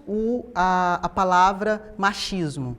Aí depois ela inicia, aí ela fecha parênteses, aí ela começa a falar um monte de coisa, e aí abre parênteses, ela diz assim, e quem foi que criou o machismo? Aí ela fala para nós, deixando claro, foi vocês. Sim. Então, assim, elas nomearam, porque já eram consideradas feministas, e elas mesmas nomearam, isso daqui é machismo. E aí depois ela diz, não, mas quem criou o machismo foi vocês. Uma contradição. Não é contradição, porque dar o nome ao termo é diferente. É que como você está falando que eu estou falando uma contradição, você está distorcendo o que eu falei. Não, mas é interessante. É uma ratificação, você falou isso. Você falou que nomeou e estrutura social. o machismo, e depois vocês falam assim, foi vocês que criaram o machismo. Aí tem que tomar cuidado, porque ela aponta e ela olha para nós e diz assim, vocês falam isso, vocês são isso, vocês aquilo. Tem que tomar cuidado com essa situação, porque senão acaba entrando no jogo dela, que esse é o objetivo aqui. O jogo. Tem estratégia, sim. Claro. Eu achei que era debate tipo de ideias. Não, veja, não foram vocês três que criaram o machismo e nem o capitalismo. Perfeito. Mas as ideologias, a visão de mundo e a compreensão política da realidade que vocês defendem endossa Quem foi o teórico machista tudo na isso sociedade? Quem foi o teórico machista? que serve de pilar de sustentação para a opressão da mulher mas eu e defendo a para a família. opressão da classe trabalhadora. Eu defendo a família. Mas olha só, eu queria aqui debater o tema dos papéis de gênero, porque eu tenho certeza que qualquer pessoa que saia aí na rua e faça uma pesquisa popular com uma amostragem livre e pergunte para as pessoas, você acha entre força e fraqueza, qual você considera que é a característica positiva e qual você considera que é a característica negativa? Eu tenho certeza que as pessoas todas vão dizer que força é característica positiva e fraqueza negativa. E nós poderíamos reproduzir esse tipo de raciocínio em relação a todos os atributos que são considerados os atributos masculinos do pai, do provedor, do patriarca, do cuidador, física ou não também. A pessoa viril, a pessoa que se impõe, não é apenas em termos físicos. Veja, isso retrata uma compreensão. Não, mas deixa eu tentar entender onde ela quer chegar. Eu estou falando. Sim. Isso retrata um modo dos papéis de gênero serem vistos e serem encarados como qual é a forma boa de existir nessa sociedade e qual é a forma ruim, ou qual é a forma menos importante, qual é a forma inferior. Então, quando nós falamos de desconstruir os papéis de gênero, nós estamos falando de questionar este tipo de configuração social, que passa, assim, por questionar o modelo da família. Não porque nós queremos que as pessoas deixem de ter família. Se elas quiserem, elas podem ter. A questão é que nós não achamos que isso tem que ser imposto como norma. Isso não pode ser imposto como lei. Se as pessoas quiserem se relacionar das formas como elas quiserem, elas têm que ter liberdade para isso. Agora, retorno à pergunta. Vocês falaram que defendem os direitos de todos os homens. Aí eu perguntei, inclusive dos gays, vocês falaram que sim. Vocês são a favor do casamento homoafetivo? O que isso tem a ver? Nós um novo formato de família. E eu vou te falar outra coisa. É uma nova ordem social, eu papéis atuei, sociais. por exemplo, em adoção. Então não são, né? Não são.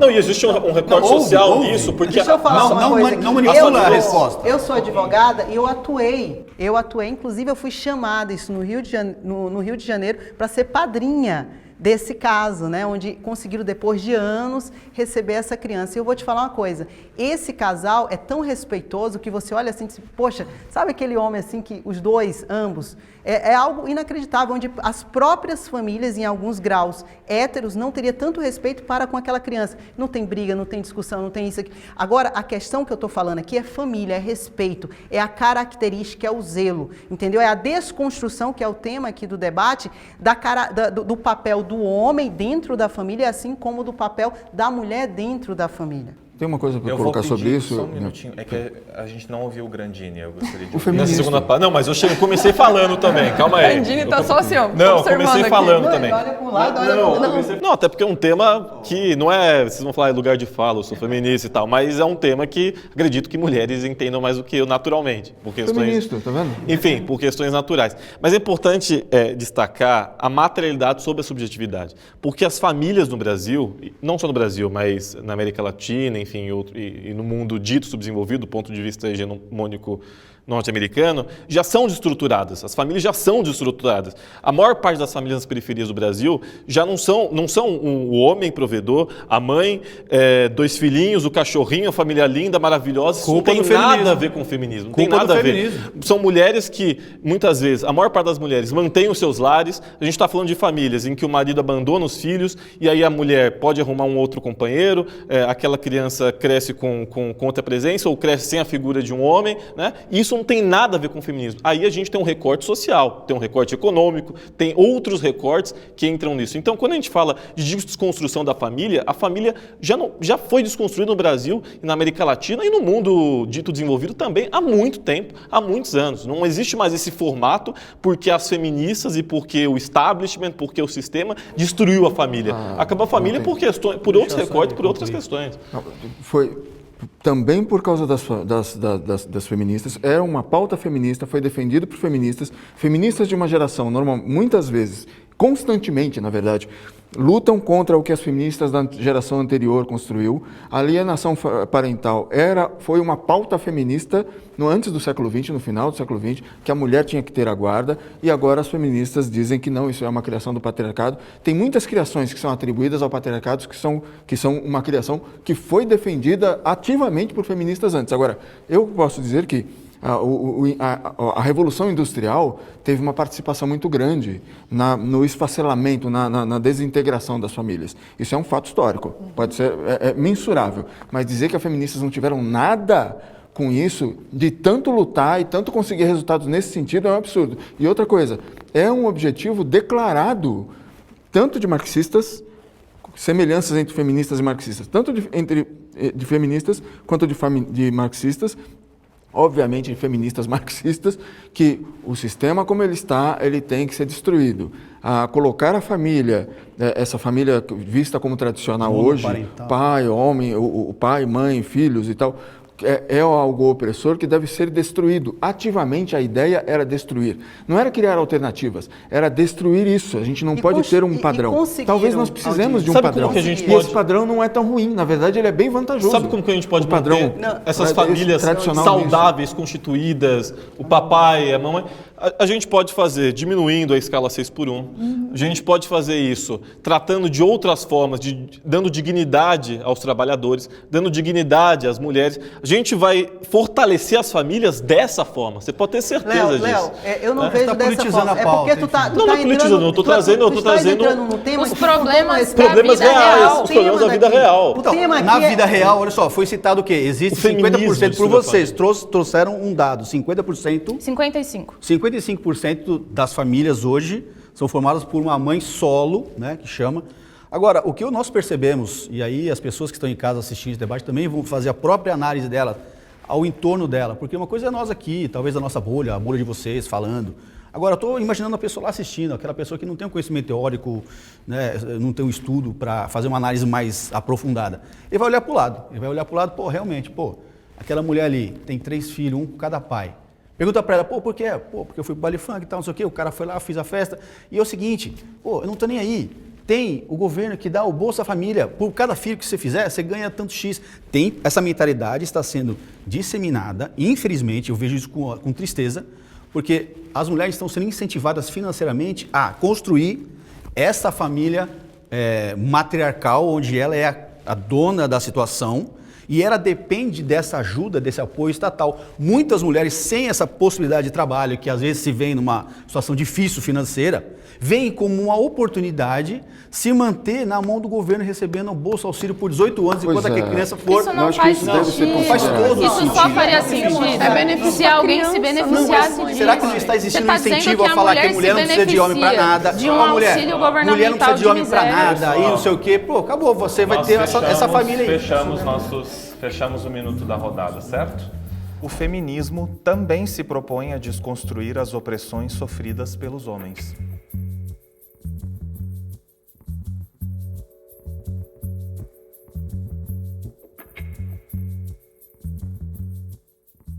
Meu lugar de fala agora, vamos lá. Eu acho que os homens eles são absurdamente afetados pela misoginia, pelo patriarcado, pelo sistema vigente, porque não existe uma ruptura, o sistema vigente ele é antifeminista, né? E isso é importante dizer, e os espaços na academia, na imprensa, em todos os veículos de comunicação, enfim, em todos os espaços, inclusive os discursos das mulheres que ocupam espaços institucionais da burocracia é do feminismo liberal, né? Então, primeiro, é importante dizer e ressaltar isso. E diante disso, os homens eles são afetados de diversas formas. Eu, por exemplo, digo isso na condição de homem, sou afetado na medida em que eu tenho que o tempo todo mostrar virilidade, mostrar que eu sou capaz, mostrar que eu tenho que prover, e se eu não prover, eu sou um inútil, um incapaz. Eu tenho que me cobrar por absolutamente todas as demandas que esse sistema, que é capitalista e é patriarcal, me impõe. Então, são cobranças recorrentes e isso afeta, né, os homens. É outro tema, mas eu sofri abuso na infância e, enquanto um homem, eu entendi aquilo de uma maneira que seria mal interpretada pelas pessoas, né? Então, você sente vergonha, você sente que vão te julgar de é o viadinho, é o homossexual. Então, existem várias formas na sociedade que acabam prejudicando emocionalmente, psicologicamente, né, materialmente, o homem justamente por conta dessa ideia e do sistema vigente. Então, é evidente que o homem ele é afetado e a gente pode entrar depois em casos concretos, enfim, conforme a discussão for rolando, mas é nítido que é importante destacar que os homens também são afetados pela cultura machista e patriarcal. Eu concordo com o Léo em vários pontos, inclusive sobre a questão de homens serem oprimidos na sociedade e as mulheres reivindicarem também direito para esses homens, é quando a gente entende que o problema não são os homens. É o sistema que nós estamos inseridos que dividem esses papéis e colocam homens em situações de poder, como ser provedor, e isso acaba gerando muitos problemas para os homens. Altos índices de suicídio, problemas graves de saúde mental, muita depressão, burnout, estresse, são os maiores índices em situação de rua, que sofrem falência. Então, se você for pensar em tudo isso, o problema não está sendo a mulher. Então, a gente, quando observa que o problema está sendo no sistema, a gente se organiza junto com esses homens para combater o sistema que nos oprime de formas diferentes, mas todos estamos sendo oprimidos pelo sistema. Então, sim, o feminismo luta também pelo direito dos homens para também terem os mesmos acessos que a gente. Principalmente quando feministas ao longo da história se organizaram com movimentos abolicionistas para os negros também terem acesso a direitos e aí incluía homens também, quando PCDs tiveram para ter direitos também, incluía homens também, LGBTs também. Então, na minha visão, inclusive, essas opressões dos homens estão muito ligadas ao sistema e quando a gente questiona o sistema, a gente também está trazendo esses homens para dentro da luta, né? Não, fazendo apenas uma precisão, porque acho que homens também sofrem os efeitos do machismo, mas eu não diria exatamente que homens sofrem opressão, porque eu entendo que a opressão machista é um sistema social, coletivo, que transforma diferenças em desigualdades para a obtenção de privilégios de algum grupo específico da sociedade, nesse caso, os homens e, de forma geral, o sistema.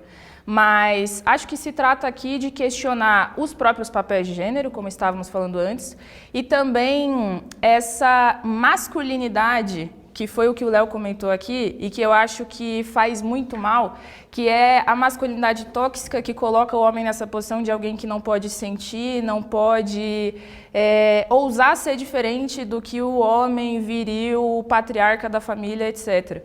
Isso, como a Carol falou, gera inúmeros impactos. Mas o que eu acho que é relevante dessa questão é que nos coloca um pouco qual é a saída, portanto.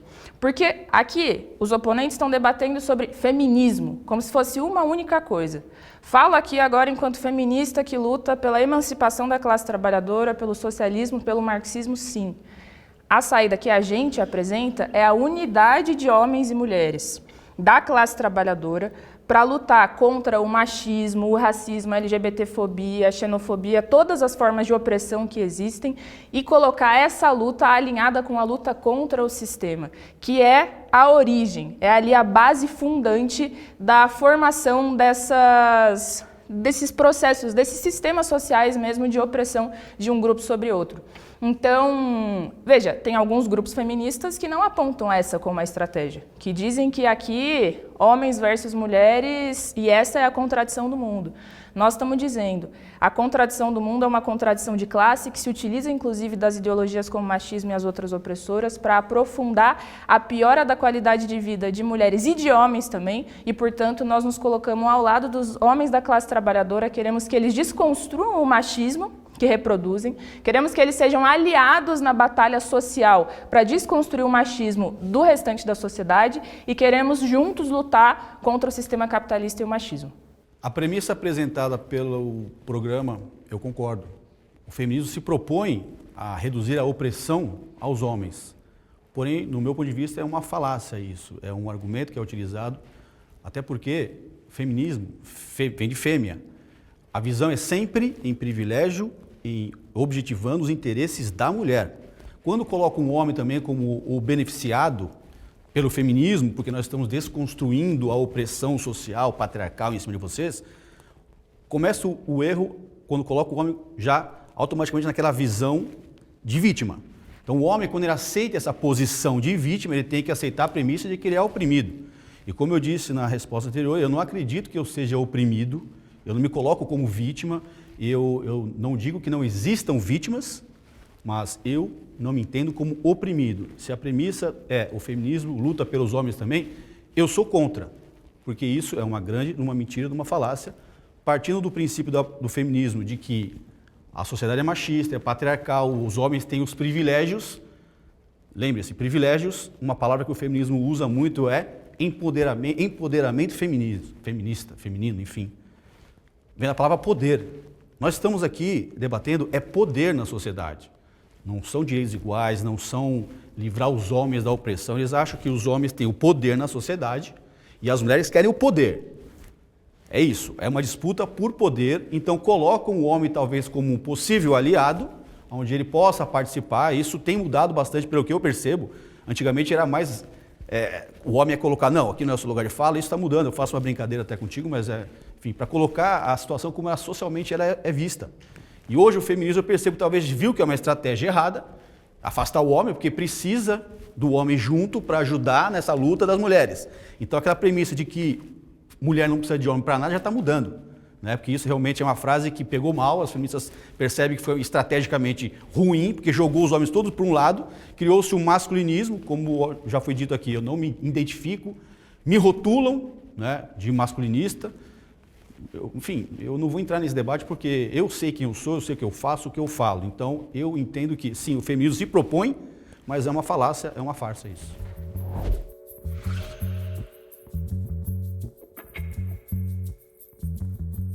O que foi colocado pelas feministas está errado e pelo seguinte motivo. Existe uma expressão em psicologia que é duplo vínculo. Duplo vínculo é quando uma pessoa, se ela tiver alguma atitude, se ela fizer alguma coisa, ela vai ser punida, ela vai ser sancionada. Se ela não fizer, ela também vai ser sancionada.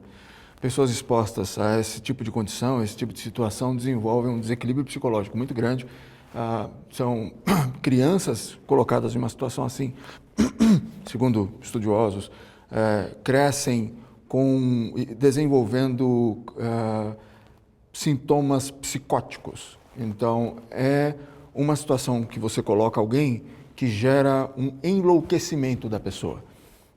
Isso é algo que, na prática e na teoria, nos discursos feministas fazem com os homens. Por quê? Se você é forte, você não mostra a sua sensibilidade, não mostra a sua delicadeza, não expressa os seus sentimentos. Isso é o machismo. Você precisa se expor dessa maneira, ser mais sensível, falar dos seus sentimentos, falar do que você está sentindo. No momento que aí você fizer isso, a gente vai dizer que você é um canalha opressor tentando tirar das mulheres a atenção que elas merecem devidamente, porque elas são as oprimidas e não você. O que você tem que fazer é calar a boca, ficar em silêncio, ou nós vamos ridicularizá-lo.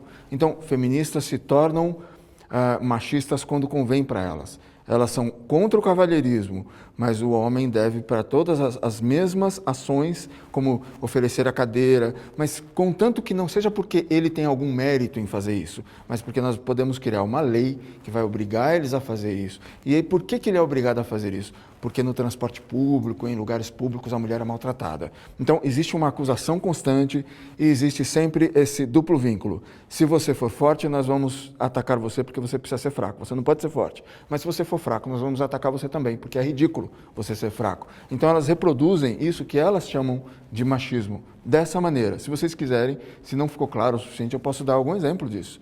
Mas eu acho que é muito simples.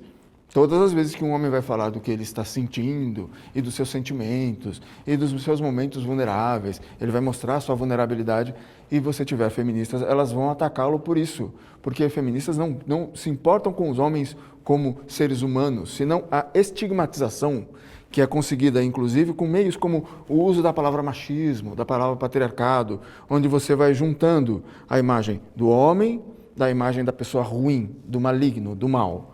Certo? Demonização da masculinidade. Eu fiquei lá atrás tentando encontrar na palavra dos senhores fala de exemplos de que o feminismo desconstrói ou favorece ou auxilia ou ajuda o sexo masculino.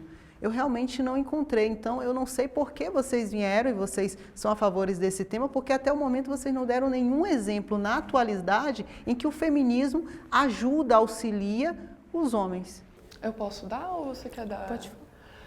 Quando eu estava falando sobre as mulheres já terem se organizado com homens para reivindicar por direitos, isso acontece tanto na Comuna de Paris, mas infelizmente quando os homens têm direitos, eles excluem as mulheres, por isso que vai ter a reivindicação da Olympe de Gouges, Declaração da Mulher e da Cidadã, porque é criada a Declaração do Homem e do Cidadão. E depois disso, nós vamos ver, depois da Revolução Russa, 1917, as mulheres se organizando com os homens contra o czarismo, que oprimia também os homens, como as mulheres, botava os homens para a Primeira Guerra Mundial, os homens estavam sendo mortos, enquanto as mulheres estavam passando fome com as suas crianças. Por isso que eles lançaram o famoso paz e pão, paz e terra. Pão e paz, que basicamente era a luta das mulheres por comida, tanto para elas quanto para os seus filhos, e os homens saírem da guerra. Então, Revolução Russa, Revolução Cubana, Revolução Francesa tentou, mas infelizmente os homens botaram a gente de escanteio, até os girondinos decapitaram a Olympe de Gouges. Depois nós tivemos a Revolução Chinesa, que teve participação de mulheres. Quando você falou de China e Coreia do Norte, que não tem feministas, tem. Não, Só não que falei isso. É que você eu não falou falei que nem existia Coreia, né, só para não colocar palavras na minha boca. Não, eu não falei. Você não usou esses termos? Não, Depois não falei você me dá a Coreia. gravação. Não existe feminismo em países de totalitarismo comunista. China Não, e eu Coreia. nunca falei. Não, Nunca não falei. falou? Não falei. Beleza. Tanto não faz sentido que o Aldir falou que são feministas, que oprimem homens quando eles demonstram sua sensibilidade, como aqui nós tivemos o relato do Léo, por exemplo, que veio justamente desse lado, e acho que foi um relato importante sobre uma vivência específica, de uma masculinidade específica, e isso veio de cá.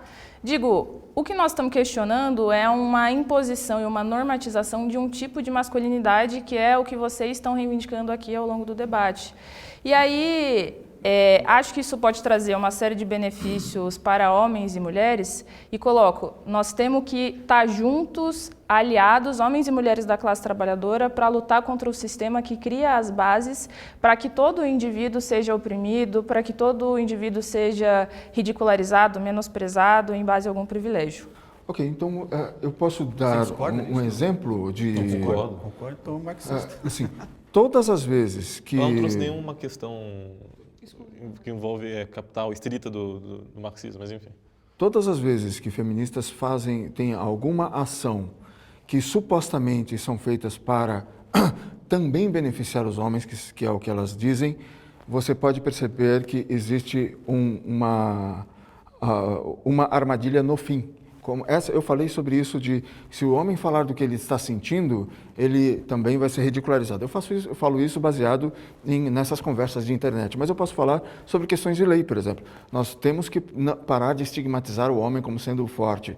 Aí a gente faz o quê? A gente cria uma lei, Maria da Penha, para estigmatizar o homem como sendo o agressor. Por quê? Mas o homem é o agressor. Tudo bem, ele é agredido também, mas ele não é agredido, sistematicamente. As mulheres são agredidas sistematicamente. Então, dessa maneira, eu acho que é muito fácil de perceber que existe assim, olha, nós não estamos estigmatizando vocês, mas nós estamos estigmatizando vocês. Mas isso não é uma estigmatização, é porque existe um poder opressor que vocês criaram, que beneficia vocês e que vocês mantêm. Veja, eu não sou contra você, eu só estou dizendo que tudo que tem de horrível no mundo foi criado por você, beneficia você e é mantido por você. Mas eu não sou contra você. Quem disse que eu sou contra você? Não, você tem que ser presa, você tem que perder direitos, você tem que perder a presunção de inocência, o devido processo legal, mas eu te amo, eu não sou contra você. Quem disse isso? Que absurdo. Eu acho que assim eu consegui me fazer entender? Você se sente prejudicado, Léo? De forma alguma. Mas ele é feminista. Até porque eu não faço nada de errado, né? Eu volto Você tem medo da Lei Maria da Penha? O que é errado, né? De tudo genérico. Não, eu acho que da mulher talvez é genérico, errado. eu acho que isso que é errado, eu abusar? acho que abuso sexual é Violentar. errado, eu acho que violência psicológica é errado, eu acho que muita coisa é errada. Então, e isso serve para qualquer outro tipo de crime. Né? Se eu não cometo, consegue definir se eu não violência cometo, psicológica? Se eu não cometo, a gente pode entrar em vários casos concretos. E eu sou advogado Sim, também, a mas doutora é você advogada, define isso? a gente pode entrar em casos concretos aqui. Não, você define isso de alguma definição forma. não é caso definição. concreto. Não, a gente Violência pode trazer uma psicológica definição. é X. Existe? Primeiro, que a violência psicológica é uma definição em si, mas a gente Peraí, pode estender. não. É uma Psicológica é uma definição. é uma coisa muito ampla. Não, é um conceito em si. Violência Vocês mesmos psicológica vendem é um conceito que em si. são E aí a gente pode entrar em casos concretos onde a gente identifica. Por exemplo, eu vou trazer um caso aqui, só um caso Sim, aqui de por favor. violência psicológica. Um homem que constantemente ele diminui a mulher, né? Ele afasta a mulher da rede de apoio, da família, dos amigos, porque supostamente ela está sendo mal aconselhada pela mãe, pelas amigas, porque fica mais fácil para ele manter o controle, né? E exercer aquela influência sobre ela. O homem que, do ponto de vista da manipulação, consegue deixar aquela mulher 100% dependente dele e livre dessa rede de apoio. Né? Um homem que ele é violento em termos de verbais, né? Chama ela de não sei se pode falar palavrão aqui no programa, mas chama de puta, chama de vadia, xinga, grita, né? Não é só violência física, né? Então isso é violência psicológica. Aí eu pergunto para você, você acredita que um homem pode ser violentado nessas mesmas perspectivas que você usou? Você acredita que um homem pode ser violentado psicologicamente por uma mulher? Esse conceito específico de violência psicológica, eu acho que não, e aí eu explico. Porque existe uma questão que eu acho que envolve também outros setores, que é uma questão estrutural, portanto, é a mesma coisa que falar de racismo reverso. Desculpa, é o mesmo gene, né? A gênese é a mesma, falar de racismo reverso. Porque você falar que, pô, você é um branco e eu te chamei de branquelo. Só sabe quem Não, fez eu chamei de branquelo. Não, Não, vamos lá. Não, a gente está discutindo. Eu te chamo de branquelo, né? Desculpa, você me processar civilmente, porque eu te chamei de branquelo, isso é uma coisa ridícula, é patético. Simplesmente porque não existe um passado, do ponto de vista histórico, aqui, já que o senhor é historiador, não existe um passado que chancela esse tipo de narrativa. Vou pegar a gente está falando de centenas prático. de Vou pegar um exemplo de prático, anos assim, para te refazer a pergunta. Um exemplo prático. Baseado no que você me disse. Homens não são violentados. Sobre violência psicológica. Vamos pegar a violência psicológica novamente para Mas é que o fato de homens sofrerem violência psicológica... Prático. Não estamos conseguindo entender. O homem, por exemplo, ser chamado de broxa.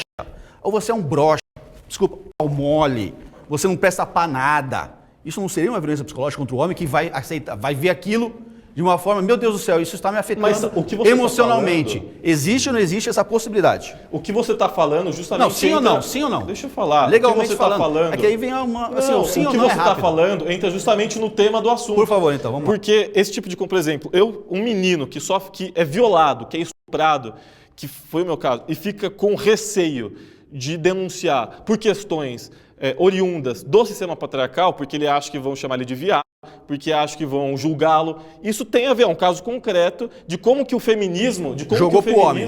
De como que o feminismo... Culpa é do homem. Tá. Como assim? A culpa é do homem, do machismo, do patriarcado. Ele se sentir mal por ele ser broxa, então é culpa do homem também. É uma cultura. Eu tenho que aceitar aquilo de boa. E justamente essas desconstruções, e aí a gente é volta, sempre essas culpa do homem. desconstruções dos papéis, até a opressão é culpa dele. Fazem justamente com que a gente sinta mais à vontade e livre para poder externalizar isso, para denunciar, para não se cobrar tanto, Eu acho né, que o esse bacana papel desse debate, social do homem, exato, da virilidade o bacana e tal. desse debate Pessoal, é o seguinte. Vamos ouvir a Jamile Sim, um pouquinho, por ela favor, tá há um tempo por querendo gentileza. trazer. Pessoal, o tema daqui é chamaram eles para falar exemplos ou citar situações em que o feminismo estaria ajudando os homens. Ela citou o fato, olha aqui, as mulheres ajudaram tanto que fizeram quando elas sentiram fome, aí lutaram para a guerra acabar. Ou seja, isso é interesse feminino. Isso só aconteceu porque chegaram no calcanhar delas, né? Essa situação. Sim. Todos não citaram exemplos, principalmente na atualidade, em que o feminismo trabalha em pró dos homens. A questão aqui, na fala do Léo, e que isso me impressionou muito, infelizmente, é o que acontece na maioria dos casos. Doutora, infelizmente eu vi o seu perfil, eu só verifiquei que isso realmente acontece porque eu tratava isso como balela, esse assunto, quando aconteceu com alguém da minha família. Porque até então, se não acontecer com alguém da sua família conhecido, independente do que seja, vão ter esse tipo de pensamento, achando que o homem não sofre violência doméstica, violência psicológica, porque a maioria das vezes, quem começa a xingar num casamento, numa relação, é a mulher. Sabe? Quem começa a diminuir, quem começa a stalkear, quem começa a praticar, inclusive chegando a dizer assim, bate se tu é homem, eu estou falando de casos reais. Sabe? Enfrentando aquela pessoa que sabe que é maior do que você, tentando chegar ao nível, não sei se é de maneira calculada, para fazer com que o homem perca o controle para falar alguma coisa, para utilizar isso depois na delegacia. Eu estou falando de casos reais. E você falou, eu vou finalizar com uma fala sua. Isso que você falou que, olha, infelizmente eu cheguei a ser abusado e eu tive vergonha. Isso é o que a grande maioria dos homens que sofrem violência doméstica hoje no Brasil tem vergonha de procurar a delegacia. Porque o sistema e o feminismo são tão manipulador numa forma em que o homem não tem coragem. Se for lá, o sistema faz o quê? Diminui, ridiculariza, porque ele tem vergonha não só dele, o que os amigos, as amigas, a sociedade no modo geral vai pensar de eu estar passando por uma violência. E como você falou, não é só mulher, o teu caso é muito, muito, muito sério, porque demonstra claramente que não é só mulher que sofre violência. E você sofreu uma violência que poucos falam. Violência, desculpa, eu não sei, tá? É porque quando falam em abuso, eu penso em abuso sexual. É uma coisa tão séria que quando a gente pensa em abuso, a gente só pensa a mulher vítima. Não, existem homens vítimas no Brasil, sim, e a gente tem que levar isso a sério. E o que o feminismo está fazendo? Que abuso de criança. Mas o feminismo quer justamente que esses homens não sintam vergonha. Por que eles sentem essa vergonha? Não existe campanha, né? Não existe campanha campanha judiciária, não existe campanha. campanha. Um minutinho, por favor, vamos para a Mandy. Eu prometo, deixa eu só finalizar aqui rapidinho, só que aí já passa para ela. Mas aí passa para a Mandy Isso. direto, tá? Ô Léo, você falou uma coisa muito interessante, mas assim, quando eu falo que o feminismo não está fazendo nada, cadê a campanha?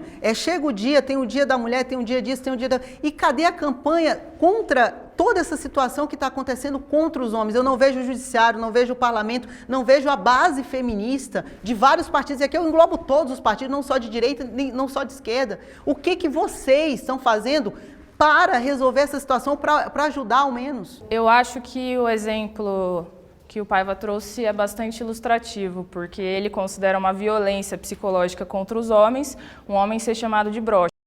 Qual é o problema de um homem broxar? É justamente a falta de virilidade. Então, o homem ele é inferiorizado quando ele não cumpre com este ideal de virilidade, de ser o dominador. E aí entra também o debate da violência e o abuso contra homens. Por que eu acho que tem vergonha e que as pessoas têm receio de falar sobre isso? Justamente porque um homem que foi violado, ele estava na posição de alguém que foi dominado. Ou seja, ele não seguiu nesse papel da pessoa que domina, o viril, o elemento determinante ali daquela relação. Então, eu acho que o seu exemplo, inclusive, corrobora tudo o que nós estamos dizendo. Mas quero trazer aqui 2 exemplos de situações de lutas das mulheres que foram fundamentais para defender o direito de homens também. Por exemplo, quem fala sobre a violência sexual somos nós. Vocês não falam sobre violência sexual. E vocês sabiam que as maiores vítimas dentro da casa de violência sexual são as crianças? E vocês sabiam que quando nós falamos de crianças, em sua maioria são meninas, mas que também tem meninos que sofrem violência sexual? E vocês sabiam que as pesquisas indicam que os maiores responsáveis pela violência sexual são os pais, pessoas da família e amigos da família? Então, veja, é um debate aqui que nós estamos fazendo em defesa da infância, em defesa dessas crianças que em sua maioria são meninas, mas que também são meninos. E quero trazer um segundo exemplo, que tem a ver com a luta por salário igual para trabalho igual. Veja, as mulheres, nessa sociedade capitalista, podem desempenhar a mesma função que o homem e recebem um salário diferente. A luta das mulheres para que tenha equidade salarial é muito importante, mas ela, inclusive, beneficia os próprios homens. Porque se tem um grande setor da sociedade que recebe menos, o capitalismo, as empresas, todo o sistema aí estruturante do capitalismo pode diminuir o nível geral dos salários. Porque existe, por um lado, um grande exército industrial de reserva que está desempregado, isso por si só já diminui a média salarial. Você tem um setor que está empregado, que são as mulheres, que recebem menos, isso diminui mais ainda. E ao você lutar por equidade salarial, você está lutando por melhores condições de trabalho para todos, não apenas para as mulheres. Essa é uma luta, é uma bandeira que nós levantamos. Eu quero saber, vocês defendem a equidade salarial para trabalho igual? Só um instante, rapidamente, eu só quero confrontar o que ela disse, que nós não defendemos crianças. Eu já gravei vários vídeos, inclusive, onde eu apresento, sim, que de fato a maioria das pessoas que são estupradas são crianças. E eu já expus também que o feminismo se aproveita desses números, bota o número cheio, diz que o problema é contra as mulheres, porque o argumento é de que as meninas são as mais afetadas. Porém, no número global, no vídeo que eu apresentei, se não me engano, acho que era 76 mil estupros no ano, se não me engano. Aí, quando você vai pegar os dados, vamos pegar só os adultos. 10% foram homens dos estuprados adultos e 11% mulheres. Estupros eles são iguais entre homens e mulheres. Estuprados, só um instantinho. em sua maioria, e aí você pega homens. 78% são crianças. O estupro feito por mulheres não é relatado, porque é subestimada a possibilidade da mulher abusar de uma criança por conta da penetração. Mas se você for analisar a frio, começar a fazer perguntas, eu tenho vários amigos que já me relataram, quando eu era pequeno, a titia vinha pegar no meu pipi. Acontece muito, mas fica oculto na sociedade. E aí, quando você dá o foco só no problema com relação às mulheres, a imensidão de homens abusados por mulheres na infância fica para debaixo do tapete. Eu acho que o feminismo deveria começar a observar isso também, porque quando você joga tudo como culpa do homem e isentando as mulheres da responsabilidade, permitem que mulheres possam abusar de crianças, meninos e meninas, na infância, e isso não seja nem denunciado, porque aí contradiz a narrativa feminista de que isso é um problema da masculinidade, do homem. Enfim, isso eu acho que vocês, enquanto pessoas inteligentes que eu acredito que são, poderiam também começar a se debruçar nessas situações onde a mulher é quem perpetua, quem impetra o crime grave de abuso contra as crianças. E lembre-se, quando forem falar um número, falem a verdade. São 76 mil estupros. Desses 76, 11% só são mulheres adultas, como essas duas que estão à minha frente e essa aqui do meu lado. 10% são homens como ele e como eu, que são estuprados. Aí você fala assim, mas são estuprados apenas por homem. Não, já está aparecendo na imprensa. E os outros 80%, de acordo com a sua lógica? 70% não é lógica, são dados, são números. Se eu quiser eu te mando a pesquisa, o estudo, enfim. 78% são crianças. Então, o feminismo explora esses dados, fala que o problema é contra a mulher quando deveria ser entendido como um problema da infância e da juventude. Quem merece mais atenção não é a mulher, é a criança. E esse problema não é levantado, na minha opinião, e aí você pode ter a opinião que você quiser, porque criança não vota. Quem vota é a mulher. Então, é escondido os reais dados, como disse, o Aldir bem disse, é manipulado, é um número manipulado pelo feminismo para enganar a sociedade e continuar avançando essas leis para a busca de poder para o feminismo. Quando a gente fala de manipulação... Aldir, só para te avisar, essa pauta ainda tem 5 minutos no tempo. Ok. Quando a gente fala sobre manipulação, a gente quer dizer a forma como as pesquisas são feitas de uma forma enviesada. A forma como as perguntas são feitas é uma forma enviesada. O que é colocado como no caso das mulheres, são situações onde não há estupro. Esse exemplo que eu dei, se você já bebeu, consumiu bebida alcoólica antes de ter relações sexuais, nós colocamos isso como sendo estupro. Isso não é estupro. Muitas pessoas têm o hábito de consumir bebidas, tomar um drink, ter um jantarzinho antes de ter relações sexuais.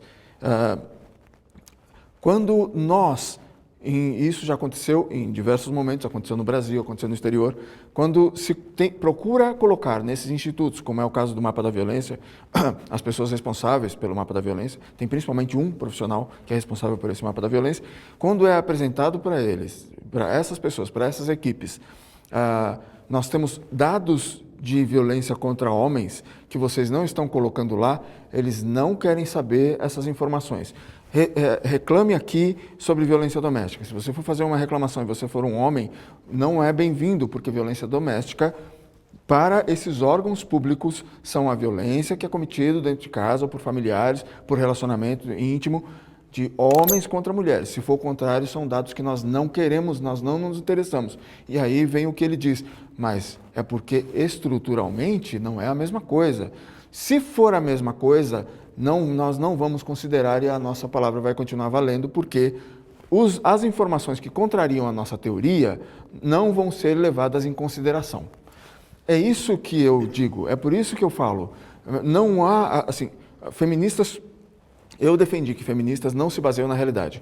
Elas pegam a teoria e elas forçam a realidade a se conformar com a teoria delas, com a teoria feminista. O que eu estou dizendo, como é que isso é feito? Os dados que contrariam a nossa teoria, essa teoria, eles não vão ser considerados. Isso é um posicionamento que é feito por órgãos do Estado, machista, patriarcal, entre aspas, para proteger a narrativa feminista da violência doméstica, da violência sexual. Vamos ouvir então agora. A Carol queria falar sobre isso. Eu também fui vítima falando de violência sexual na infância. Nós temos então agora 2 minutos. Eu vou tentar sintetizar aqui. Isso contradiz muito o que eu falei até agora, né? Porque você falou que a gente não aborda esses temas, mas eu citei suicídio masculino, homens em situação de rua. Isso são dados e estatísticas, né? Isso são estatísticas. Vocês acreditam nessa estatística ou vocês acham que é enviesado também, que os institutos estão enviesando até os dados dos homens? Ou só das mulheres e crianças? Tá na rua, nós vemos. Tipo, eu não entendo essa lógica. É por Carol, isso que eu ia falar, porque... Eu sei qual é a lógica deles. Eu fico nessa dúvida, porque se você questiona dados de violência, dados de abuso, dados de... Por que vocês não questionam os dados de suicídio masculino, os dados de homens em mais prisão do que mulheres, dados de homens em situação de rua, dados de homens com depressão, dados mas tudo de... isso é discutido em nossos questionado, perfis, sim, é vocês de que fato. não veem. Então, eu digo que vocês, vocês debatem, sim. mas vocês debatem que é enviesado? Não, então por que debate, só os dados de mulheres são enviesados? Entendeu? Que o feminismo criou, fazendo com que essa situação chegue a essa gravidade. Homem se suicida por causa da mulher? Ou por você não causa tem de ideia. herança, Homens, por exemplo, dívida, não, deixa eu te falar uma capitalismo, coisa. burnout, Você não depressão tem ideia de psicológica? homens que suicidam, por exemplo, de não ter acesso aos seus filhos. Não é dado isso. Não é dado. Porque Aí que você tá. não Quando faz pega porque não existe todo o interesse em sistema, levantar Mas é os dado, é vai ser negacionismo, elaborado, Gente, que olha, é a favor não é do dado feminismo. e não haverá dado, porque esses dados Não interessa. vão ser Isso barrados. não favorece o feminismo. Quando nós falamos Isso nós, enquanto instituto, estamos trabalhando no levantamento de dados.